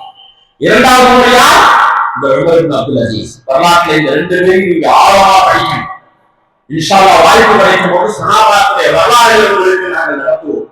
இந்த மஸ்ஜிது சஹாபாக்கள் வாழ்க்கை வரலாற்று தொடர்ச்சியை மஸ்ஜிது நிர்வாகிகளும் இமாம்களும் இதை முன்னெடுத்து நடத்த வேண்டும். அதுல உமர் இப்னு அப்துல் அஸீஸ் ரஹ்மத்துல்லாஹி அலைஹி அவர்கள் ஹஜ்ஜிக்கு பிறகு சொன்ன வார்த்தை, நான் ஹஜ்ஜிக்கு போயிட்டு வந்த பிறகு அவங்க வாழ்க்கையில எப்படி மாற்றம் இருந்தது என்று சொன்னா, ஆட்சியில இன்னும் நீதியான ஆட்சி செய்ய முயற்சி செஞ்சாங்க. அவங்க கலீஃபாவாக இருந்தாங்க, இன்னும் நீதியை கடைபிடிக்கக்கூடிய நல்ல கலீஃபாவாக. ஏற்கனவே நீதியோடுதான் இருந்தார். ஹஜ்ஜிக்கு பிறகு இன்னும் தன்னுடைய வாழ்க்கையை மாற்றிக் கொண்டார். ஏழைகளின் தேவைகளை அதிகமாக நிறைவேற்றக்கூடியவராக இருந்தார். ஹஜ்ஜிக்கு பிறகு ஹஜ்ஜு முடிஞ்சோடனே ஒரு கண்ணோட்டம் இருந்தது, இப்ப அதெல்லாம் குறைஞ்சிச்சு. அதெல்லாம் தெரியுதா? ஹஜ்ஜிக்கு போயிட்டு வந்த பிறகு ஹாஜியார் ரொம்ப கஞ்சன் ஆயிட்டாரு. ஏன்? அடுத்தடுத்த ஹஜ்ஜிக்கு ஒரு செலவு வேணுங்க. அதல்ல, உமர் இப்னு அப்துல் அஸீஸ் ரஹ்மத்துல்லாஹி அலைஹி அவர்கள் ஹஜ்ஜிக்கு பிறகு இன்னும் ஏழைகளுக்கு அதிகமாக தானங்களை செய்தார். இதோட ரொம்ப முக்கியமான ஒரு விஷயம், உமர் இப்னு அப்துல் அஸீஸ் ரஹ்மத்துல்லாஹி அலைஹி ஹஜ்ஜிக்கு போயிட்டு வந்த பிறகு அவர்கள் கடைபிடித்த காரியம் தஹஜ்ஜத் தொழுகை, குர்ஆன் ஓதுதல் போன்ற இபாதத்தில் தொடர்ந்து ஈடுபட்டார். ஹஜ்ஜிக்கு பிறகு எப்படி இருக்கும் தெரியுதா? இது ஒன்று. அதே போன்று அப்துல் ரஹ்மான் பின் அவ்ஃப் ரலியல்லாஹு அன்ஹு, இவர் யார்? மிகப்பெரிய சிறந்த பணக்கார சஹாபி, பெரிய வியாபாரி, மன்னூர் பேட்டைக்கு தேவையான ஒரு சஹாபி. அப்துல் ரஹ்மான் பின் அவ்ஃப் ரலியல்லாஹு அன்ஹு யாரு? மன்னூர் பேட்டையின் வியாபாரிகளுக்கு பொருத்தமான ஒரு சஹாபி. இன்ஷா அல்லாஹ் நீங்கள் எல்லோரும் மன்னூர் பேட்டையை சார்ந்த பாதியை சார்ந்த அத்தனை வியாபாரிகளும் அப்துல் ரஹ்மான் பின் அவ்ஃப் ரலியல்லாஹு அன்ஹு போன்ற ஹலாலான வியாபாரிகளாக நாம் மாற்றுவார். அவர்களோடு இருக்கக்கூடிய அளவுக்கு வியாபாரத்தை ஆராய்வதற்காக இன்று இருக்கக்கூடிய வியாபாரிகளை எல்லாம் ஆக்குவார். பெரும் வியாபாரியாக இருந்தார். அவர்கள் ஹஜ்ஜிக்கு பிறகு வியாபாரத்தில் ஏற்கனவே ஏமாற்ற மாட்டார், முற்றிலும் ஏமாற்றத்தை தவிர்த்தார். வியாபாரத்துல ஹஜ்ஜிக்கு போயிட்டு வந்தாங்க, தஹஜ்ஜுத் தொழுவுறங்க, நோன்பு வைக்கிறங்க, தொழுவுறங்க, ஜகாத் கொடுக்குறாங்க. நான் வியாபாரம் வேற ரூட்லங்க. ஹஜ்ஜிலே ஹஜ் வாழ்க்கையிலே மாற்றத்தை ஏற்படுத்தும். ஹஜ்ஜுக்கு பிறகு அவருடைய வாழ்க்கை எப்படி என்று சொல்லும் பொழுது வியாபாரத்தில் ஏமாற்றத்தை தவிர்த்தார்கள். ஹலாலான வருமானத்தில் மட்டுமே அதிக கவனம் செலுத்தினார்கள். வெட்டியோ லஞ்ச லாவண்யமோ கைவிட்டதோ இல்லாத வியாபாரத்தை கவனம் செலுத்த வேண்டும். ஆகியோர் சம்பாதிக்கிறீங்க, லட்சக்கணக்கில் செலுத்தி ஹஜ்ஜை செஞ்சாச்சுங்க, மறுபடியும் கொஞ்சம் வியாபாரத்தை கருத்துனாதான் அடுத்து எல்லாம் செய்ய முடியும், எல்லாம் காலி ஆயிடுச்சு, கொஞ்சம் வட்டி, ஹஜ்ஜி செய்து பிரயோஜனம் இல்லாமல் ஆகிவிடும். எனவேதான் அவர்கள் ஹலாலான வருமானத்தில் அதிகம் கவனம் செலுத்தினார்கள். லாபத்தை விட அல்லாஹ்வுடைய திருப்திக்கு முக்கியத்துவம் கொடுத்தார்கள். ஹஜ்ஜிக்கு போயிட்டு வந்தது லாபத்தை விட அல்லாஹ்வுடைய திருப்தி. இன்னைக்கு ஒரு சரக்கு அனுப்பிட்டோம்னா அதிக லாபம். அது எந்த ரூட்ல போய் எப்படி போகுது கவனிக்க விட்டோம்னா கொஞ்சம் நஷ்டம், கவனிச்சோம்னா நஷ்டம். இதுல அல்லாஹ்வின் திருப்தியா லாபமா என்று பார்க்கும் போது அல்லாஹ்வுடைய திருப்திக்கு முக்கியத்துவம் கொடுத்தார்கள். ஹஜ்ஜிக்கு பிறகு அப்துல் ரஹ்மான் பின் அவுஃப் ரலியல்லாஹு அன்ஹு அதிகமாக சதகா செய்தார்கள். ஹஜ்ஜிக்கு போயிட்டு வந்த பிறகு அப்போ ஒரு ஹஜ் ஏற்றுக்கொள்ளப்பட்டதா இல்லையா என்பதற்கான அடையாளம் இன்னும் நல்ல ஹலாலான வாழ்க்கையை கைவிடுகிறது. அதே போன்று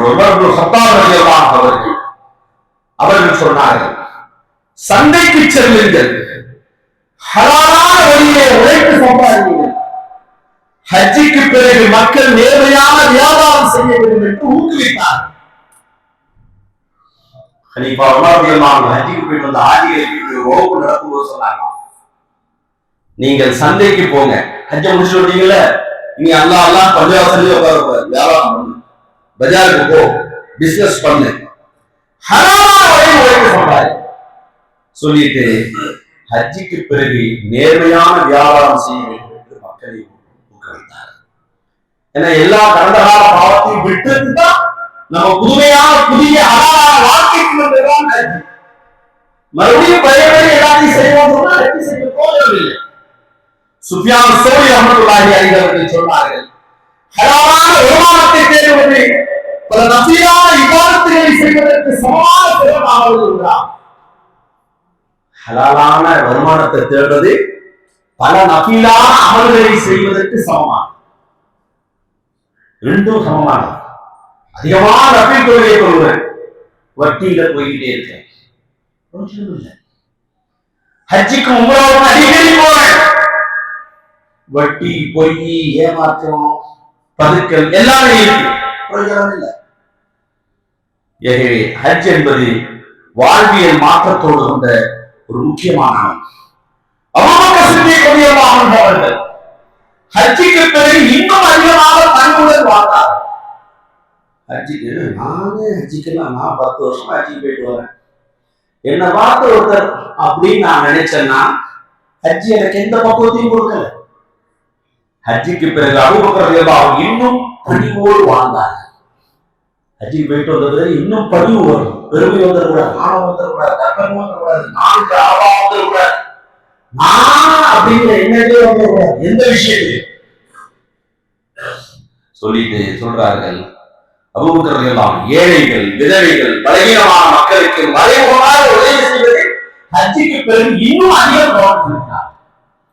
இது அபூபக்கர் ரலியல்லாஹு அன்ஹு ஹஜ்ஜிக்கு பிறகு இருக்கக்கூடிய வாழ்வியல் தான். அதே போன்று உமர் இப்னு கத்தாப் ரலியல்லாஹு அன்ஹு ஹஜ்ஜிக்கு பிறகு, ஹஜ்ஜி செய்த பிறகு தன்னைத்தானே சுய பரிசோதனை செய்து கொள்வார்கள். மக்களின் உரிமைகளை நிறைவேற்றுவதில் நிமித்தத்தை காட்டினார்கள்.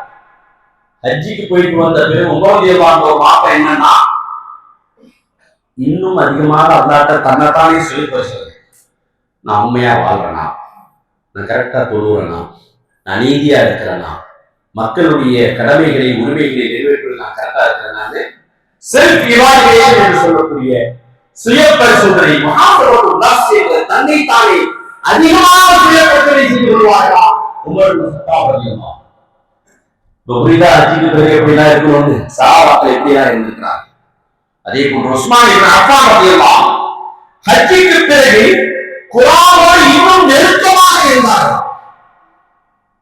ஹரம் ஷரீஃப்ல உட்கார்ந்து குர்ஆன் ஓதணும். ஆனா இப்போ அந்த குர்ஆனோடு இன்னும் நெருக்கமாக இருக்கும் உஸ்மான் இப்னு அஃபான் ரலியல்லாஹு அன்ஹு. தாராளமாக தர்மங்களை செய்யக்கூடியவராக இருந்தார் உஸ்மான் இப்னு அஃபான் ரலியல்லாஹு அன்ஹு.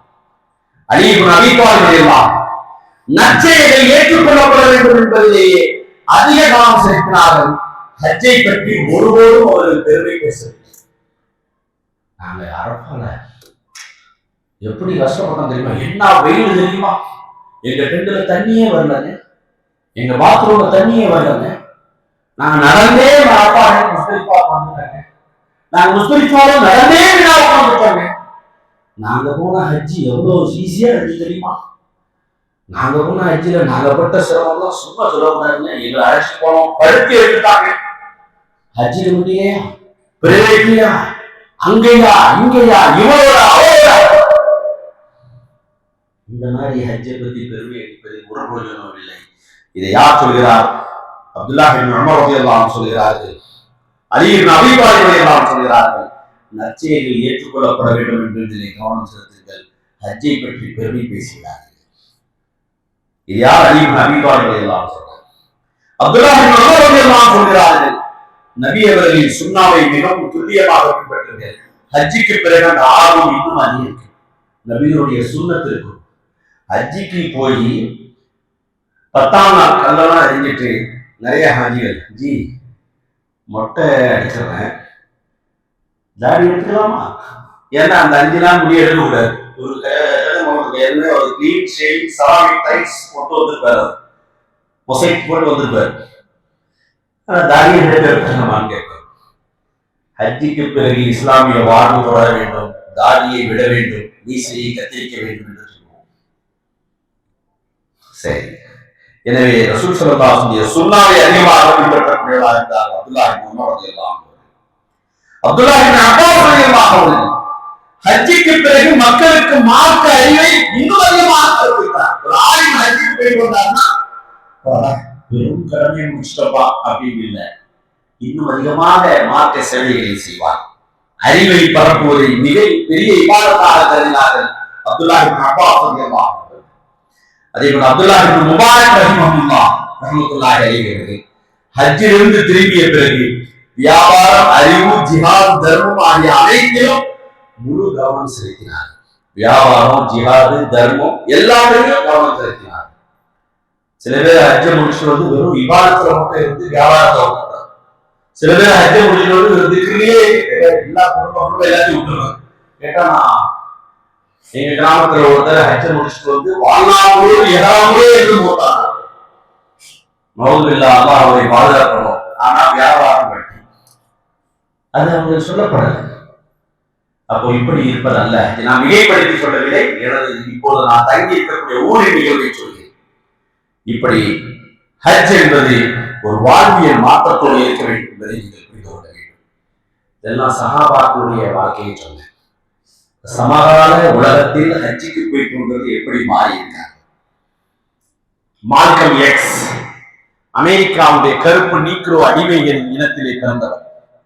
1950களுக்கு முன்னால் அமெரிக்காவிலே நிறவெறி தாண்டவமாடி கொண்டிருந்த காலகட்டம்.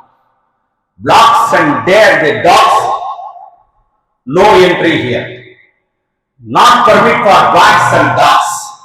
கருப்பர்களுக்கும் நாய்களுக்கும் இங்கே அனுமதி இல்லை என்று கருப்பர்களை வெறுக்கின்ற ஒரு அரசியல் போக்கு, ரேசிசம் என்ற நிறவெறி அமெரிக்காவிலே தாண்டவமாடி கொண்டிருந்த காலகட்டம். அந்த காலகட்டத்திலே கருப்பர்கள் ஒழுக்கப்பட்டதால் அந்த ஒழுக்கப்பட்டதின் பின்னணியிலேயே கொடும் குற்றங்களையும் பாவங்களையும் தீமைகளையும் தவறுகளையும் செய்த மால்கம் எக்ஸ் கொள்ளைகள், கற்பழிப்புகள், மது பழக்கங்களிலே தங்களை உட்படுத்திக் கொண்ட மால்கம் எக்ஸ் என்ற கருப்பு நீக்ரோ அடிமை பெரும் பெரும் குற்றங்களை செய்து அமெரிக்க சிறைசாலையை அடைக்கப்படுகிறார். பெரும் குற்றவாளியாக அங்கே எலிஃபா முகமது என்ற ஒரு நல்லடியா அந்த ஜெயிலே இருக்கின்ற மால்கம் எக்ஸுக்கு ஒரு குர்ஆன் பிரதியை கொடுக்கிறார். இதை வாசித்து பாருங்கள். அந்த குர்ஆனை வாசித்த அவருடைய உள்ளத்தில் ஈமானிய உணர்வு வருகிறது. இஸ்லாத்தை ஏற்றுக்கொள்கிறார். மாலிக் ஷபாஸ் என்ற தன்னுடைய பெயரை மாற்றிக் கொள்கிறார். அமெரிக்க சிறையிலேயே ஒழுக்கமுள்ள மனிதனாக மாறுகிறார். பிறகு சீர்திருத்தத்தின் பள்ளிக்கூடத்திற்கு அனுப்பப்பட்டார். அங்குள்ள லைப்ரரியிலே எல்லாத்தையும் வாசிக்கிறார். கருப்பர்கள் வரலாறுகளை தோண்டி தோண்டி படிக்கிறார். இந்த கருப்பர்கள் விடுதலை வார்க்கம் இஸ்லாம் என்பதை உணர்ந்து கொண்டார். முஸ்லிமாக மாறினார், விடுதலை செய்யப்பட்டார். பிறகு அந்த மாற்றமே அமெரிக்காவுடைய ஹார்வர்ட் பகுதி என்று சொன்னால் கருப்பு நீக்ரோக்கள் வாழ்கின்ற நம்முடைய நாடுகளில் தாழ்த்தப்பட்டவர்கள், பிற்படுத்தப்பட்டவர்கள், ஒதுக்கப்பட்ட கிராமம் போன்று அங்கே உள்ள ஹார்வர்ட் பகுதி. அந்த பகுதிகளிலே சென்று கருப்பர்கள் விடுதலை மாற்றம் இஸ்லாம் என்று பிரச்சாரம் செய்தார். ஆயிரக்கணக்கான பேர்கள் இஸ்லாத்திற்கு வந்தார். எல்லா ஆர்வம் பகுதிகளிலும் பள்ளிவாசலை கட்டினார். பிறகு 1960 அவருக்கு ஹஜ்ஜிக்கு செல்லக்கூடிய ஒரு வாய்ப்பு கிடைத்தது. ஹஜ்ஜிக்கு வந்தார். என்னடா இது, இஸ்லாம் கற்பனையின் விடுதலை மாற்றம் என்று நாம் சொன்னோம். ஆனால் இங்கே வெள்ளையரும் இருக்கிறார்கள், கற்பரும் இருக்கிறார்கள், செவ்வியரும் இருக்கிறார்கள். உலகத்தின் எல்லா நிலத்தை கொண்ட, எல்லா இடத்தை கொண்ட, எல்லா மொழிகளை கொண்ட இருக்கிறார்கள். ஹஜ்ஜி சவுதி அரசாங்கத்தின் அரசு மரியாதையோடு ஹஜ்ஜை நிறைவேற்றினார். பிறகு ஒரு ஹாஜியார் அமெரிக்காவுக்கு திரும்பினார். திரும்பியவுடன் அமெரிக்க மண்ணிலே நியூயார்க்கிலே கால் வைத்தவுடன் சொன்னார், அன்பு மக்களே, ஹஜ்ஜிக்கு பிறகு நான் உணர்ந்து கொண்ட ஒரு உண்மை, கருப்பர்களின் விடுதலை மாற்றம் இஸ்லாம் அல்ல, வெள்ளையர்களின் விடுதலை மாற்றம் இஸ்லாம் தான். எனவே அமெரிக்கர்களை நீங்கள் இஸ்லாத்திற்கு வாருங்கள் என்று அழைப்பு கொடுத்தார். பிரச்சாரத்தின் வாணியை மாற்றினார். மொத்த அமெரிக்க உலகத்திற்குள் இஸ்லாத்தை பரப்பினார். இப்படி இஸ்லாத்தை ஒரு பொதுக்கூட்ட வேலையிலே பேசிக் கொண்டிருக்கும் பொழுது அதே கருப்பு இனத்தின் நீக்கு வரையை விலைக்கு வாங்கி அவர் பேசிக் கொண்டிருக்கும் போதே துப்பாக்கி துறையிலே அவர் இஸ்லாமிய பிரச்சாரத்தினுடைய அழைப்பை கொடுத்துக் கொண்டிருக்கும் பொழுது அவரை சுட்டு ஷஹீதாக்கினார். இந்த வரலாறு இப்பொழுது மார்க்கம் எக்ஸ் என்ற தமிழிலே இந்த புத்தகம் இப்பொழுது வேர்கள் வெளியிட்டதாக இன்றும் கிடைக்கிறது. தமிழ்நாட்டிலே சென்னையிலே இருக்கிறது, வாங்கி படியுங்கள். முக்கியமான ஒரு சஹாபாக்களின் சரித்திரத்தை சொல்லவில்லை நான் இப்பொழுது. சமகால உலகத்தில் ஹஜ்ஜுக்கு சென்றவருடைய வாழ்க்கையில் எப்படிப்பட்ட மாற்றங்களை அதற்கடுத்து நாம் வாழ்ந்து கொண்டிருக்கக்கூடிய தமிழகத்திலே மும்தாஜ் என்ற நடிகை பற்றி நாம் கேள்விப்படாதது யாரும் இருக்க முடியாது. அல்லாஹ் அவருடைய உள்ளத்தில் ஒரு மாற்றத்தை கொடுத்தான். ஈமானிய உணர்வை தந்தான், ஈமானிய பிரிப்பை தந்தான், ஹிதாயத்தை தந்தான். நேர்மை பெற்றார் அந்த சகோதரி. அல்லாஹ் அவரை மன்னிக்க வேண்டும். உயர்ந்த தர்ஜாவை மறுமையின் சொர்க்கத்தில் ஜன்னத்தில் பெறுவோம். இந்த சகோதரி இடம்பெற செய்வானாக. அந்த பெண்மணி 2024 ஹஜ்ஜிக்கு செல்கிறார். இப்ப என்ன வருஷம்? 2 வருஷத்துக்கு முன்னாடி ஹஜ்ஜிக்கு சென்றார். மினாவிலே ஹஜ்ஜை முடித்துவிட்டு ஊருக்கு திரும்பும் பொழுது ஊடகத்திற்கு பேட்டி கொடுத்தால், அல்லாஹ்வினுடைய கடந்த காலத்தின் பாவங்களை மன்னிக்க வேண்டும், 2வது முறை என்னை இங்கே வர வைத்திருக்கிறான். முதல் முறை உம்ராவுக்கு வந்திருக்கிறார். அப்போ அழுகிறார். தயவு செய்து இந்த கடந்த காலத்தின் பதிவுகளை பார்க்காதீர்கள், தேடாதீர்கள், அதை போடாதீர்கள் என்று திரையுலகத்திற்கும் மக்கள் மன்றத்திலே ஒரு வேண்டுகோள் வைத்து இன்றும் கதை கொண்டிருக்கிறார். எந்த ஆபாச வாழ்க்கை தன்னை மூழ்கடித்துக் கொண்டு மனித வளத்தை ஆபாச வழியிலே தள்ளிக் கொண்டிருக்கக்கூடிய திரையுலகத்தின் கலர்ச்சி உலகத்தின் அதிக அக்கறை அதிக பாதிப்பு இன்றைய உலகம் மூழ்கிக் கொண்டிருக்கிறது. நிரசனமான காலத்திற்கு நாம் நீங்கள் இப்போது வாழ்ந்து கொண்டிருக்கிறோம். நடிப்பு உலகத்தின் கலர்ச்சியா தன்னை ஆட்சி செய்வதற்கு என்று மக்கள் தீர்மானித்து இப்படிப்பட்ட ஒரு கலர்ச்சி உலகத்தில் தள்ளப்பட்டிருக்கக்கூடிய காலகட்டத்தில் மும்தாஜ் என்ற நடிகை தன்னுடைய கடந்தகால போக்குவரமாக மாற்றி வைத்து ஒரு புதிய வாழ்க்கை, ஒரு புதிய சிந்தனை, ஒரு உண்மையான அறியாமல் வாழக்கூடிய என்னுடைய கடந்த காலத்தின் பதிவுகளை தயவு செய்து போராடிகள் பார்த்தார்கள், அதை பேசாதீர்கள் என்று கேட்டுக்கொண்டு கதைக்கிறார் என்று சொன்னால் அந்த சகோதரனுடைய ஆட்சியுடைய வாழ்க்கை எப்படி அன்பு தாய்மார்களே, சகோதரர்களே, ஹஜ்ஜுக்கு பிறகு நம்முடைய ஈமானிய மாற்றம் எப்படி இருக்க வேண்டும் என்பதற்கு சஹாபாக்களின் சரித்திரத்தை சொல்ல வைப்போது சமகாலத்தின் சரித்திரத்தில் என்பதை நான் இப்போது சொல்லிக் கொண்டிருக்கிறேன். இப்படி ஒரு மாற்றம் நம்முடைய உலகத்து வாழ்க்கையில் வாழ்க்கை. அதற்கடுத்து பிலிப்பைன்ஸ் நாட்டுடைய நடிகை குயின் பாடியா கூகுள்ல போய் இப்போ சர்ச் பண்ணி பாருங்க. 2012 இஸ்லாத்துக்கு வந்தவர். அந்த நாட்டையே திரைக்கவர்ச்சியால் நடனத்தால் நடிப்பால் மூழ்கடிக்க செய்தவர். இஸ்லாத்திற்கு வந்தார், ஹஜ்ஜிக்கும் வந்தார், ஹஜ்ஜை முடித்தார். புனித மக்காவிலே அல் ஜஸீரா டிவி சேனல் உங்களுடைய ஹஜ்ஜின் அனுபவம் எப்படி இருந்தது என்று கேட்டார். துடித்த கதறி அழுகிறார். கூகுள்ல போய் இப்போ சர்ச் பண்ணி பாருங்க. குயின் பாடியா எம்ப்ரேஸ் இஸ்லாம் போட்டீங்கன்னா அவருடைய இந்த இன்டர்வியூ வீடியோ தான் யூடியூப்ல. உங்களுடைய ஹஜ்ஜின் அனுபவம் எப்படி இருந்தது என்று கேட்டவுடன் 5 நிமிஷம் அழுகிறா, பதிலே சொல்லல. சொல்லிட்டு சொல்றான், நான் ஆடினேன், பாடினேன், சீரழிந்தேன், சீரழிந்தேன், தலைமுறையாக மனித உலகத்தை என்று நான் அஷ்ஹது அல்லா இலாஹ இல்லல்லாஹ் வ அஷ்ஹது அன்ன முஹம்மதர் ரசூலுல்லாஹ் என்ற கலிமாவை சொன்னேனோ அன்றே நான் என்னுடைய பாவங்கள்லாம் மன்னிச்சிட்டான். இருந்தாலும் என்ன அரபால கொண்டு நிறுத்திட்டாங்க. நீ அன்று பிறந்த குழந்தையாக என்ன ஆக்கிட்டான், பாவமற்றவனா ஆக்கிட்டான்.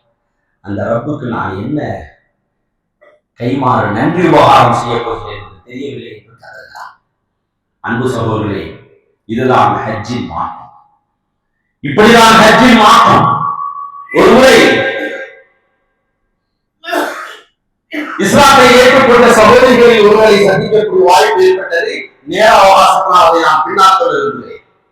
அதற்கடுத்து ஆயிஷா ரெட்டி, இவருடைய பெயர் என்ன, யுவன் ரெட்டி.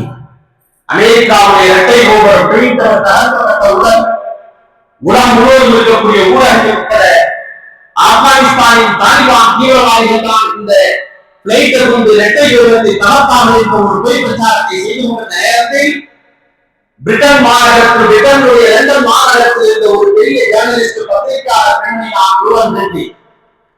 இப்படி என்ன இது வல்லரசு ஆக்கத்தாக இருக்கக்கூடிய இரட்டை கோபுரத்தை தகர்க்கக்கூடிய அளவுக்கு அமெரிக்காவுக்கு ஆப்கானிஸ்தானில் இருக்கக்கூடிய தாலிபான் தீவிரவாதிகள் அப்படி என்ன ஒரு சக்தி இருக்கிறது என்று ஒரு கேள்வியை தனக்குள்ளே கேட்டுக்கொண்டே லண்டன் மாநகரத்திலிருந்து புறப்பட்டு காபூல் வழியாக, பாகிஸ்தான் மூலமாக காபூல் வழியாக ஆப்கானிஸ்தான் போய் சென்றடைகிறார். காபூல் போயிட்டார்.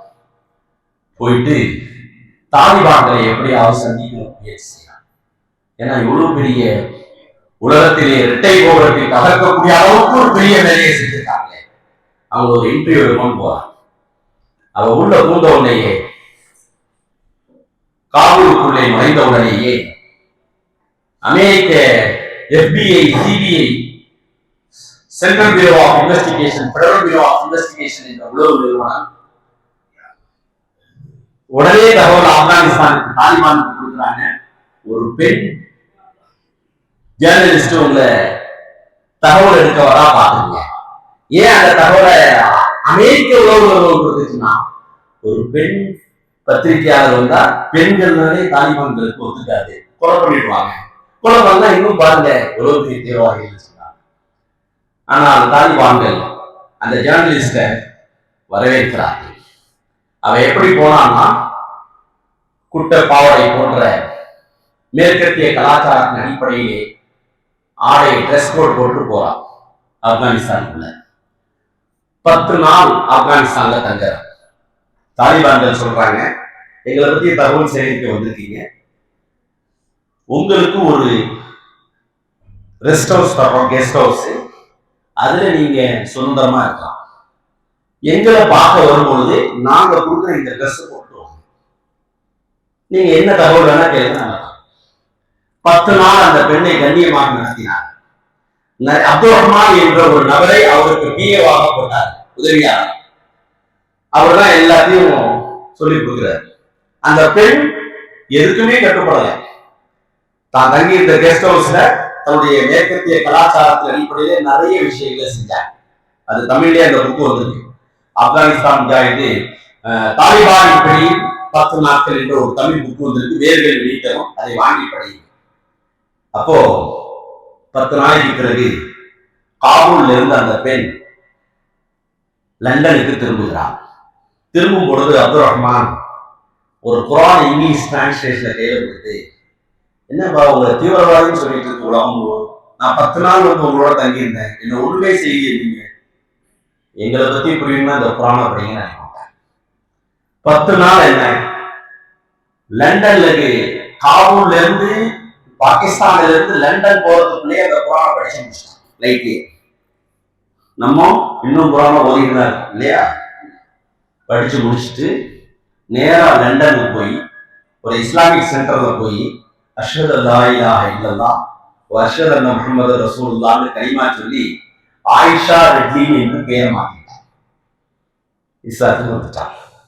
இன்னைக்கு பர்தா போட்ட பெண்ணாக இருக்கிறார். அமெரிக்காவின் அத்தனை அநியாயங்களையும் எதிர்த்து போர்க்குரல் கொடுத்துக் கொண்டிருக்கக்கூடிய ஒரு வீர பெண்மணி. அந்த பெண்மணி 2012க்கு பிறகு ஹஜ்ஜுக்கு வருகிறார். வந்தவ ஹஜ்ஜில பாக்குறான். நம்ம தாலிபான்களை பத்தி பார்த்துதான் இஸ்லாத்துக்கு வந்தோம். ஹஜ்ஜில வந்து பார்க்கிறான். அல்லாஹு அக்பர்னு சொன்னோன்னா எல்லாம் ஒரு மிலிட்டரி டிசிப்ளினோட வந்து கையை கட்டி நிற்கிறாங்க.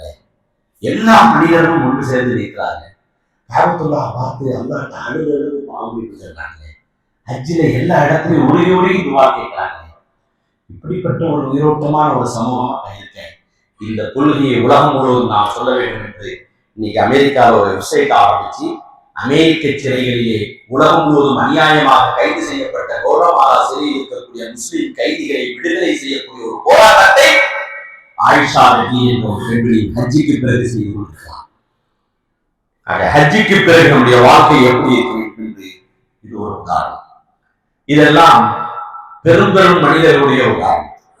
கடந்த 12 வருடங்களாக அல்லாஹ் சுப்ஹானஹு வ தஆலா எனக்கு ஹாஜிகளை வழிநடத்தக்கூடிய வழிகாட்டக்கூடிய மாபெரும் பொறுப்பை கொடுத்திருக்கிறார். இதுவரை நாம் செய்து கொண்டிருப்பதை விட வாழ்நாள் முழுவதும் இதை இன்னும் இஹ்லாஸாக சிறப்பாக செய்வதற்கு அல்லாஹ் எனக்கு அருள்வாய்க்க வேண்டும் என்று நீங்கள் துஆ கேளுங்கள். என்னோடு பயணித்த ஹாஜிகளில் ஏற்பட்ட மாற்றம். இதே சென்னையிலே பிரசிடென்சி காலேஜினுடைய பிரின்சிபல் இப்ராஹிம் என்பவர் ஹஜ்ஜிக்கு வந்தார். அவர் ரிட்டையர் ஆன உடனே எங்க சென்னை ஆபீஸ்ல வந்து நான் ஹஜ்ஜிக்கு வரேன்னு சொல்லி அவரும் அவருடைய மனைவியும் பணத்தை கொடுத்து ஹஜ்ஜை புக் பண்றாங்க. நான் சொல்வது 8 ஆண்டுகளுக்கு முன்னால் வந்தவர். 2014 வந்தவர் ஹஜ்ஜை முடித்து விட்டு ஊருக்கு போகும் பொழுது இப்படி ஒரு உபதேசம், ஒரு பயான் அங்கே நடத்தினார். ஹஜ்ஜுக்கு பிறகு நமது வாழ்க்கை எப்படி இருக்க வேண்டும், எந்தெந்த நல்ல விஷயங்களுடைய வாழ்க்கையில் இல்லாமல் இருந்ததோ அது எல்லாம் இனிமேல் ஹஜ்ஜுக்கு பிறகு தொடரும். ஏற்கனவே இருந்த நல்ல விஷயங்களை ஹஜ்ஜுக்கு பிறகு இன்னும் தொடர்ச்சியாக செய்யும். இதுதான் சொன்னோம். அப்போ அந்த ஒரு கேள்வி கேட்டோம், யாருக்கெல்லாம் குர்ஆன் அரபியில் ஓத தெரியாது என்று கேட்டவுடன் பிரசிடென்சி காலேஜுடைய பிரின்சிபலாக இருந்த இப்ராஹிம் அவர்கள் கைவிட்டார்கள், எனக்கு குர்ஆன் அரபியில ஓத தெரியாது. உடனே ஒரு முடிவை சொன்னோம், ஆலோசனை சொன்னோம். இங்கே வந்திருக்கக்கூடிய ஆஜிகளில் யாருக்கெல்லாம் அரபியில் குர்ஆன் ஓத தெரியலையோ வெக்கம் பார்க்காம நீங்கள் ஊருக்கு போன பிறகு முதலில் அரபியில் குர்ஆனை ஓதுவதை யாருக்கெல்லாம் அரபியில குர்ஆன் ஓத தெரியும் கேட்கணும் பார்ப்போம். கரெக்டா கேள்வி கேட்க ஆரம்பிச்சாரு. கேளுங்க, கேட்கணும். யாருக்கு தெரியாதோ? யாருக்கெல்லாம் ஓத தெரியும் அரபி? ஓத தெரியாதவர்களை நான் ஏன் கைப்பற்ற சொல்லவில்லை என்றால், நீங்களும் ஓதுவதற்கு இந்த உரைக்கு பிறகு முயற்சி எடுக்கணும். வெக்கப்படாதீங்க. அல்லாஹ்வுடைய உரையாடல், அல்லாஹ்வுடைய கான்வர்சேஷன், அல்லாஹ் நம்மோடு பேசுவது கலாம், அல்லாஹ்வுடைய சொல். ஒரு பெரிய அரசியல் தலைவர்கள், உயர் பதவியில் இருக்கக்கூடிய மனிதர்கள் அனைவரும் பேசினாலே பேசினாரு. ட்ரம்ப் புலம்பிட்டே இருப்பான், பேசலாம் அப்படின்னா ட்ரம்ப் பேசினார் அப்படின்னு கேட்கலாம். இந்த அண்ட சராசரிகளை வானத்தை, பூமி, சூரியனையும் சந்திரனையும் மனிதர்களையும் படைத்து நிர்வகிக்கக்கூடிய சக்தி வாய்ந்த பேசுவது அவனுடைய சொல், அவனுடைய உரையாடல். இதை அவனுடைய மொழியிலே நாம் அரபியை கற்றுக்கொள்வதில் முஸ்லிம்களாக நாம் தெரியவில்லை என்றால் யார் தெரிந்து கொள்வார்? ராமனும் சுப்பனும் அரபியை ஓதுகிறார். நீங்க யூடியூப்ல போய் சர்ச் பண்ணி பாருங்க. இதை சொன்னவுடன் இன்றும் நம்மோடு தொடர்பு இருக்கிறார். சென்னை ஹஸ்தினாபுரத்திலே அவர் இருக்கிறார். ஹஜ்ஜி முடிச்சுட்டு வந்தாரு. ஒரே மாதத்துல ஹஜ் குர்ஆன் ஓத ஸ்டார்ட் பண்ணாரு. 6 மாதத்தில் குர்ஆன் ஓத கற்றுக்கொண்டார். ஒரே வருடத்தில் குர்ஆனை முடித்தார். தொடர்ந்து இப்பொழுது குர்ஆனை ஓதுகிறார், மனப்பாடம் செய்கிறார், தஃசீர் பார்க்கிறார், பிறருக்கு வகுப்பு எடுக்கிறார், தப்லீக் ஜமாத்தில் ஈடுபட்டு கொண்டிருக்கிறார், தன்னை ஒரு அல்லாஹ்வுக்கு விருப்பமான ஒரு அடியாராக மாற்றியிருக்கிறார். நாம் வாழ்ந்து கொண்டிருக்கக்கூடிய சென்னை மாநகரத்தில் ஹஜ்ஜினுடைய வாழ்க்கை ஒரு மாற்றத்தை உங்களுக்கு நான் கேட்கிறேன். அதே போன்று இன்னொரு ஹாஜி, நான் அவரை 8 வருடத்திற்கு பிறகு ஈரோட்டிலே சந்தித்தேன். அந்த ஹாஜி சொல்கிறார், ஹஸ்ரத், நீங்க ஹஜ்ஜை முடிச்சுட்டு அஜீசியா வச்சு ஒரு கிளாஸ் எடுத்தீங்க, ஹஜ்ஜுக்கு பின்னால் கடைபிடிக்க வேண்டிய 10 விஷயங்கள். அதுல ஒண்ணு சொன்னீங்க, அது என்ன? ஒண்ணு மட்டும் இப்ப நான் கடைபிடிச்சிருக்கேன், என்னன்னு கேட்டேன். அன்னையிலிருந்து இன்று வரை 8 வருடம் ஆச்சு ஹஜ்ஜு முடிச்சு அவங்க வந்து ஒரு நாள் கூட தஹஜ்ஜத்தை விடல. அது நான் இன்னும் கடைபிடிச்சிட்டு இருக்கிறது வாசிங்க. இது எப்ப சொல்றாரு? கொரோனால வந்து ஹஜ்ஜிக்கு நாங்க எல்லாம் போக முடியல, யாருமே போக முடியல. அப்போ கடந்த காலத்துல எவ்வளவு ஹஜ்ஜிக்கு வந்தவங்க எல்லாரையும் ஜூம் மீட்ல எல்லாரும் ஒன்று சேர்த்தேன். அப்ப சொன்னாங்க, அந்த ஹஜ்ஜில நீங்க சொன்னதை நான் பேணிட்டு இருக்கேன், அந்த 10 விஷயத்தையும் கரெக்டா கடைபிடிக்கிறாரு அப்படிங்கிறான் ஒரு அம்மா. அதே போன்று ஹஜ்ஜிக்கு பிறகு இன்னும் சிலர் என்கிட்ட சொன்னது, நான் ஹஜ்ஜுக்கு முன்னாடி ரொம்ப பகையா இருந்தேன் என் உறவினர்கிட்ட, போகும்போது சலாம் சொல்லிட்டு போனேன், அவர் முகம் காட்டல, எனக்கு முன்னா இருந்தாரு. ஆனா அதுக்கு பிறகும் நான் வந்து அவரை அடிக்கடி சந்திச்சு இப்ப எங்களுக்குள்ள நாங்க ஒத்துமையா இருக்கிறோம், நல்லா இருக்கிறோம், சண்டை சச்சரவுகிட்ட இல்லை. இப்படி ஒரு மாற்றம். சிலர் ஹஜ்ஜுக்கு பிறகு ஹஜ்ஜுக்கு முன்னால் தம் அடிக்கிற பழக்கம், புகைப்பிடிக்கும் பழக்கம் இருந்தது. அதுல என்னைக்கு நீங்க மினால வச்சு சொன்னீங்களோ ஹஜ் உங்களுடைய வாழ்க்கையில் மாற்றம் என்று சொன்னீங்களோ, கடந்த காலத்தில் பாவங்கள் மன்னிக்கப்படுவதற்கு ஹஜ்ஜுக்கு வந்திருக்கு சொன்னீங்களோ, அன்றிலிருந்து இன்று வரை நான் அந்த பழக்கத்தை முற்றிலுமாக விட்டுவிட்டேன் என்று சொன்னார் ஹாஜி. அவருடைய பேர்லாம் நான் சொல்ல, இப்போ இப்ராஹிம்ங்கிற பேரை மட்டும் சொல்லி நிறுத்தியிருக்கேன், மற்றவங்க பேர்லாம் இந்த அவர்கிட்ட இருக்கு. இன்னொரு ஹாஜி, ஹஸ்ரத், வட்டி வாங்கிதான் நான் ஹஜ்ஜுக்கே வந்தேன், ஓப்பனா சொல்லிடுறேன். இங்க வந்த பிறகுதான் தெரியுது இதெல்லாம் ஹராம்னு. வட்டியும் முதலமாக சொத்தை விட்டு கொடுத்து விட்டு இன்னொரு ஹஜ்ஜு செய்ய நான் விரும்பி இருக்கிறேன், ஹலாலான வருமானத்தில் நான் வந்து விடுவேன், வட்டியிலிருந்து முற்றிலும் நான் விலகிவிட்டேன் ஹஜ்ஜுக்கு பிறகு என்று அவர் சொன்னார். இன்னொருத்தர், நீங்க ஹஜ்ஜில சொன்னீங்க ஹஜ்ஜுக்கு பிறகு ஈமானிய வாழ்க்கை தொடரணும்னா ஒரு நஃபிலான நோம்பு மாசத்துல 1 வைக்கணும்னு சொன்னீங்க. நீங்க வாரத்துல 2 நோம்பு ரசூல் ஸல்லல்லாஹு அலைஹி வஸல்லம் சுன்னத்தின் அடிப்படையில் திங்கட்கிழமை வியாழக்கிழமை இன்றும் வச்சுட்டு இருக்கிறேன் ஹஜ்ஜில அப்படின்னு சொல்றவங்க. இன்னும் சிலர், நான் அதிகமா சதக்கா செய்யற பழக்கம் இல்லை, ஹஜ்ஜில வந்து நான் பார்த்தேன், அதுல இருந்து இப்போ டெய்லி நான் ஏதாவது ஒரு தர்மம் செஞ்சிருவேன். இன்னும் சிலர், நான் தான் எல்லாம், நான் தான் பெரியவன் நினைச்சிட்டு இருந்தேன். ஹஜ்ஜுக்கு பிறகு அந்த பெருமையின் இடத்தில் குறைந்தது என்று அவர் சொல்லவில்லை, நான் அவரை பார்த்தேன். ஹஜ்ஜில ஏற்பட்ட அந்த ஈமானிய மாற்றம் தொடரணும்னா முதல் விஷயம் இந்த துவாவை அதிகமா கேட்கணும். ரப்பனா லா துஸிக் குலூபனா பஅத இத் ஹதைதனா வஹப் லனா மின் லதுன்க ரஹ்மா இன்னக அன்தல் வஹ்ஹாப். எங்கள் இரட்சகா, எங்கள் ரப்பே, எனக்கு நேர்வழியை காட்டிய பிறகு, நீ எனக்கு நேர்வழி ஹிதாயத்தை காட்டிய பிறகு என்னை ஒருபோதும் வழிகேட்டில் சொன்னேன். அமர் பின் ஆஸ் ரலியல்லாஹு அன்ஹு அவர்கள் சொன்ன விஷயத்தை சொன்னேன். ஹஜ்ஜி செய்வது பெரிய விஷயம் அல்ல, ஹஜ்ஜி ஒப்புக்கொள்ளப்பட்டதாங்கிற கவலைதான் அதிகமாக இருக்கும். அந்த கவலையின் வெளிப்பாடாக இனிமே எல்லா வக்து கொள்கையிலும் நீங்கள் கேட்க வேண்டிய 2வது துவா, யா அல்லாஹ் என்னுடைய ஹஜ்ஜை கபூல் செய்து விடுவாயா, ஏற்றுக்கொள்ளப்பட்ட ஹஜ்ஜா. இதெல்லாம் நான் அரஃபாலேயே கேட்டுட்டேன் ஹஜ்ரத், அதான் மினாலேயே கேட்டேன் ஹஜ்ரத், தவாஃபுல் விதாலேயே கேட்டு முடிச்சிட்டேன் ஹஜ்ரத். இல்ல, வாழ்நாள் முழுவதும் கேட்கும், புரியல இல்லையா? இது 2வது. 3வதாக பரலாக்கப்பட்ட கடமையான தொழுகைகளை ஒருபோதும் ஜமாத்தோடு தொழுவது தவறக்கூடாது. முன்னாடி அப்படி இப்படி ஒரு தொழுகை பஜர் போயிடும், இல்ல இஷா போயிடும், அப்படிலாம் ஹஜ்ஜுக்கு போயிட்டு வந்த பிறகு ஆனா அல்லாஹ்வை திக்ர் செய்வதற்கு நேரம் இல்லை. இது 4வது விஷயம். 5வது விஷயம், ஒவ்வொரு நாளும் ரசூல் ஸல்லல்லாஹு அலைஹி வஸல்லம் சொல்கிறார்கள், நான் 100 முறை அஸ்தக்ஃபிருல்லாஹ் சொல்கிறேன் என்று. சொன்னது யார்? அல்லாஹ்வின் தூதர் ஸல்லல்லாஹு அலைஹி வஸல்லம். முன்பின் பாவங்களிலிருந்து பாதுகாக்கப்பட்ட பரிசுத்தமான தூதர் ஸல்லல்லாஹு அலைஹி வஸல்லம். சொர்க்கம் நிச்சயிக்கப்பட்ட தூதர் ஸல்லல்லாஹு அலைஹி வஸல்லம். பாவங்களிலிருந்து பாதுகாக்கப்பட்ட தூதர் ஸல்லல்லாஹு அலைஹி வஸல்லம்.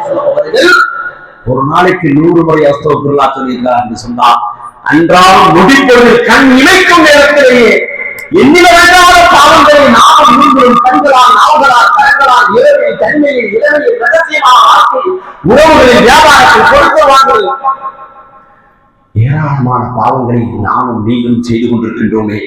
இந்த பாவங்கள் தொடர்ந்த நிலையிலேயே நம்முடைய ரூஹ் பிரிந்தால் என்னவா? அதனாலதான் ரசூல் ஸல்லல்லாஹு அலைஹி வஸல்லம் இந்த உம்மத்துக்கு வழிகாட்டுவதற்காக சொன்னார்கள், நான் 100 முறை அஸ்தக்ஃபிருல்லாஹ் சொல்றேன்பா அப்படின்னு சொன்னாங்க. அப்ப அஸ்தக்ஃபிருல்லாஹ் என்ற பாவ மன்னிப்பை தேடுவதற்கு ஒரு நேரத்தை டெய்லி ஒதுக்கிடுங்க. இது 5வது விஷயம். 6வது விஷயம், நீங்கள் மாதத்தில் இப்ப அல்ஹம்துலில்லாஹ் தினந்தோறும் தஹஜ்ஜுத் தொழுகை இருப்பீங்க, வாரத்துல ஒரு முறை தொழக்கூடிய இருப்பீங்க. தஹஜ்ஜுத் தொழக்கூடிய பழக்கம் இல்லாதவர்களாக இருந்தீர்கள் சொன்னால் முதலில் மாதத்தில் ஒரு முறையாவது தஹஜ்ஜுத் தொழுங்க. இது ஹஜ்ஜி ஏற்றுக்கொள்ளப்படுவதற்கான இன்னொரு ஈமானிய வழிகாட்டுதல். 6வதாக நீங்கள் கடைபிடிக்க வேண்டியது மாதத்தில் ஒரு நஃபிலான நோன்பையாவது வைப்பதற்கு முயற்சி. ரசூல் ஸல்லல்லாஹு அலைஹி அவர்கள் வாரத்தில் 2 நோன்புகள் வைத்தார். அந்த நிலையை அதுக்கப்புறம் அடையும். முதல்ல மாசத்துக்கு ஒரு நஃபிலான நோன்பு வைப்பதற்கு முயற்சி. அதற்கடுத்து தினந்தோறும் அதிகாலையிலே ஏதாவது ஒரு தர்மத்தை செய்திருக்கின்றனர். அது உணவாக இருக்கலாம், பொருளாக இருக்கலாம், பணமாக இருக்கலாம், ஒரு டீ வாங்கி கொடுப்பதாக இருக்கலாம், ஏதாவது ஒரு தர்மத்தை செய்திருக்கிறார். அது எவ்வளவு செய்கிற எண்ணிக்கை அளவெல்லாம் பெருசு. தினந்தோறும் காலையிலே ஒரு தர்மத்தை செய்து விடுங்கள். தர்மம் தான் உங்களை பாதுகாக்கும். உங்களுடைய விதியில் இருக்கக்கூடிய ஆபத்தை தடுக்கிறது தர்மமும் துவாவும், சதக்காவும் துவாவும். எனவே தர்மத்தை செய்யுங்கள். அதற்கடுத்து உங்கள் வாழ்க்கையில் ஈமானிய உணர்வு தொடர வேண்டும் என்று சொன்னால் தினந்தோறும் ஒரு 15 அரை மணி நேரம், 15 நிமிடத்திலிருந்து 30 நிமிடம், ஒரு அரை மணி நேரமாவது குர்ஆன் ஓதுவதற்கு நேரத்தை ஒதுக்கி. ஓத தெரியல ஹஜ்ரத், தமிழ்லையாவது வாசிங்க, இல்ல ஓதுவதை கேளுங்க, ஓதக்கூடியவர்களாக மாறுங்க. ஒரு 15 அரை மணி நேரம் குர்ஆன் எடுத்து ஓதி பாருங்க. மனசுல இருக்கக்கூடிய கவலைகள்லாம் நீங்கி பாரமெல்லாம் இறங்கி ஒரு மன அமைதி வரும், பரக்கத்து கிடைக்கும். இது தினந்தோறும் செய்ய வேண்டியவை. அதற்கடுத்து நீங்கள் ஈமானிய உணர்வை ஹஜ்ஜிக்கு பிறகு உங்கள் மௌத் வரை தொடர வேண்டும் என்று சொன்னால் மாதத்தில் ஒரு முறையாவது உங்களுடைய இறையச்சத்தை ஈமானை அதிகரிக்கக்கூடிய ஏதாவது ஒரு பயானை கலந்து கொள்ளுங்கள். அது எந்த அகலத்து செய்யறாங்கன்னா பார்க்காது. உங்களுடைய ஈமானையும் உங்களுடைய இறையச்சத்தையும் அதிகரிக்கக்கூடிய உபதேசமாக இருக்குமானா யாருக்கு பார்க்காமல் நீங்கள் கலந்து அந்த ஈமானை அதிகரிப்படுத்திக் கொள்ளுங்கள்.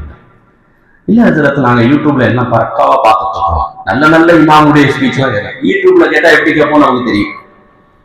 இது இப்ப லைவ் ஓடிட்டு இருக்கு, எப்படி கேட்டுருப்பாங்கன்னு தெரியும். இப்ப நம்ம யாராவது தூங்கினா எழுதி விட்டுருவோம். நாங்க யூடியூப்ல படுத்துக்கிட்டே கேட்போம், அது ஓடிட்டு இருக்கோம், நம்மளும் ஓடிட்டு இருக்கோம். அப்படி அல்ல, நம்முடைய ஈமானை அதிகரிக்கக்கூடிய, இறையச்சத்தை அதிகரிக்கக்கூடிய, இஸ்லாத்தின் மீது நல்லொழுக்கத்தை ஊக்குவிக்கக்கூடிய நல்ல நசீஹாத்களை, பயான்களை மாதத்தில் ஒரு மணி நேரமாவது அரை மணி நேரமாவது கலந்து கொள்ள முயற்சி. எங்க நடக்குது அவங்க போயிடுங்க. இது ஈமானிய வாழ்க்கைக்கான முக்கியமான அடிப்படை. கடைசியாக நீங்கள் இறையச்சத்தோடு ஈமானோடு உங்களுடைய வாழ்க்கை ஹஜ்ஜுக்கு பிறகு தொடர வேண்டும் என்று சொன்னால் மாதத்தில் ஒரு மணி நேரமாவது ஏதாவது ஒரு சமுதாய சேவைகளை செய்யுங்க. அது ஏழைகளை போய் பார்க்கிறதா இருக்கலாம், நோயாளிகளை பார்க்கிறதா இருக்கலாம், தொழுகை இல்லாதவர்களை தொழுகையின் பக்கம் அழைக்கக்கூடியதா இருக்கலாம், ஏதாவது உறவினர்களை பார்க்கிறதா இருக்கலாம். மாதத்தில் ஒரு மணி நேரமாவது இந்த சமூகத்திற்காக ஏதாவது ஒரு சமுதாயத்தை செய்யுங்க. இந்த 10 விஷயத்தையும் உங்களுக்கு வாட்ஸ்அப்ல அனுப்புவோம். இன்ஷா அல்லாஹ் தொடர்ந்து கடைபிடிங்கள். பின்னால் ஒரு நாள் வரும், என்றாவது ஒரு நாள் உங்களை நீங்கள் என்னை சந்திக்கக்கூடிய நாளாக இருக்கலாம், அல்லது நான் உங்களை சந்திக்கக்கூடிய நாட்களாக இருக்கலாம். நம்ம 2 பேரும் சந்திக்கும் பொழுது இந்த 10 விஷயத்துல ஓரளவு நான் கடைபிடிச்சிட்டு இருக்கிறேங்கிறத நானும் நீங்களும் சந்திக்கும் போது நினைவுபடுத்தக்கூடிய வாய்ப்பு அல்லாஹ் தரணும். அப்படி இல்லை என்றால் நிச்சயமாக நானும் நீங்களும் மறுமையில் ஒன்றாக நிற்போம் அல்லாஹ்வுக்கு முன்னால். அப்பொழுது என்னையும் கேட்பான், நீ வாய்களே உட்கார்ந்து இங்க பேசுனியே, இந்த 10 விஷயத்தை ஒவ்வொரு முறையும் அஜிக்கும் புறாவுக்கு வரக்கூடியதா சொல்லிட்டு இருக்கியே, நீ என்ன செய்தாய் என்று என்னையும் கேட்பான். இதை உருக்கமா உட்கார்ந்து ரொம்ப கவனமாக இன்று இந்த மன்னூர்பேட்டை மஸ்ஜிதிலே ஹஜ்ஜிக்கு சென்றவர் எல்லோரும் உட்கார்ந்து கேட்டிருக்கிறேன்.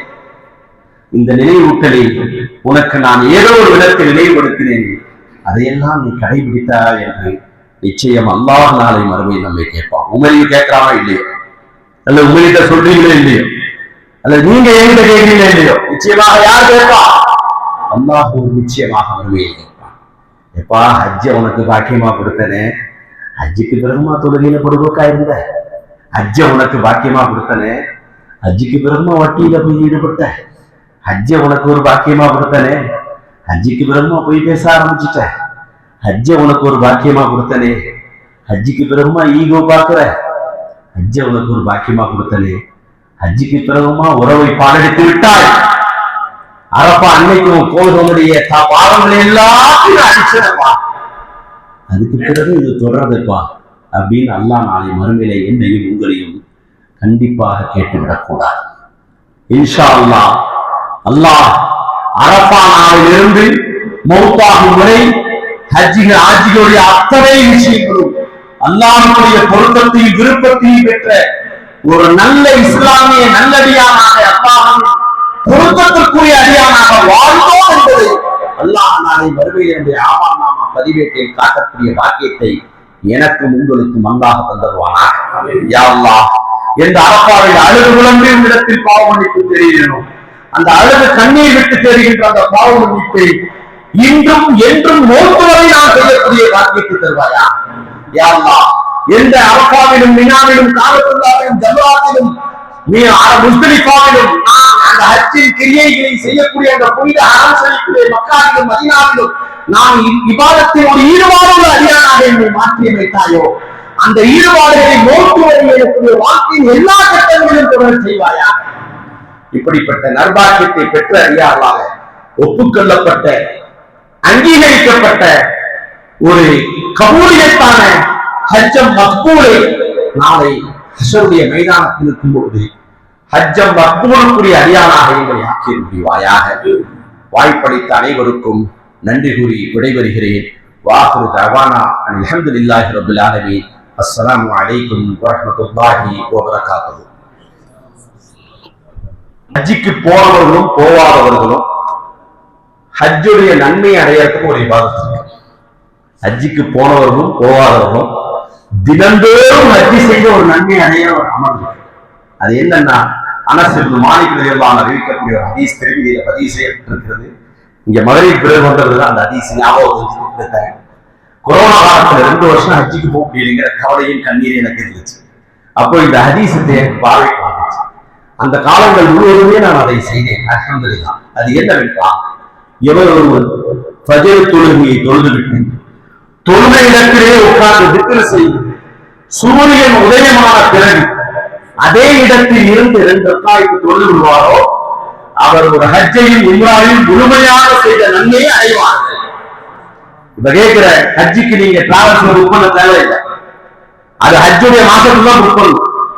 ஹஜ்ஜு கமிட்டி கூட புக் பண்ண தேவையில்லை. பணம் இல்ல, புக்கிங் இல்ல, வசதி இல்ல, வாய்ப்பு இல்ல, ஆரோக்கியம் இல்ல, ஒருவரே போயிட்டு வந்து அதுக்கப்புறம் போறதுக்கு அதுக்கான வாய்ப்பு இல்லை, கவலைப்பட தேவையில்லை. நீங்கள் தினந்தோறும் ஹஜ்ஜி செய்யக்கூடிய ஒரு வாய்ப்பு இருக்கிறது. என்ன?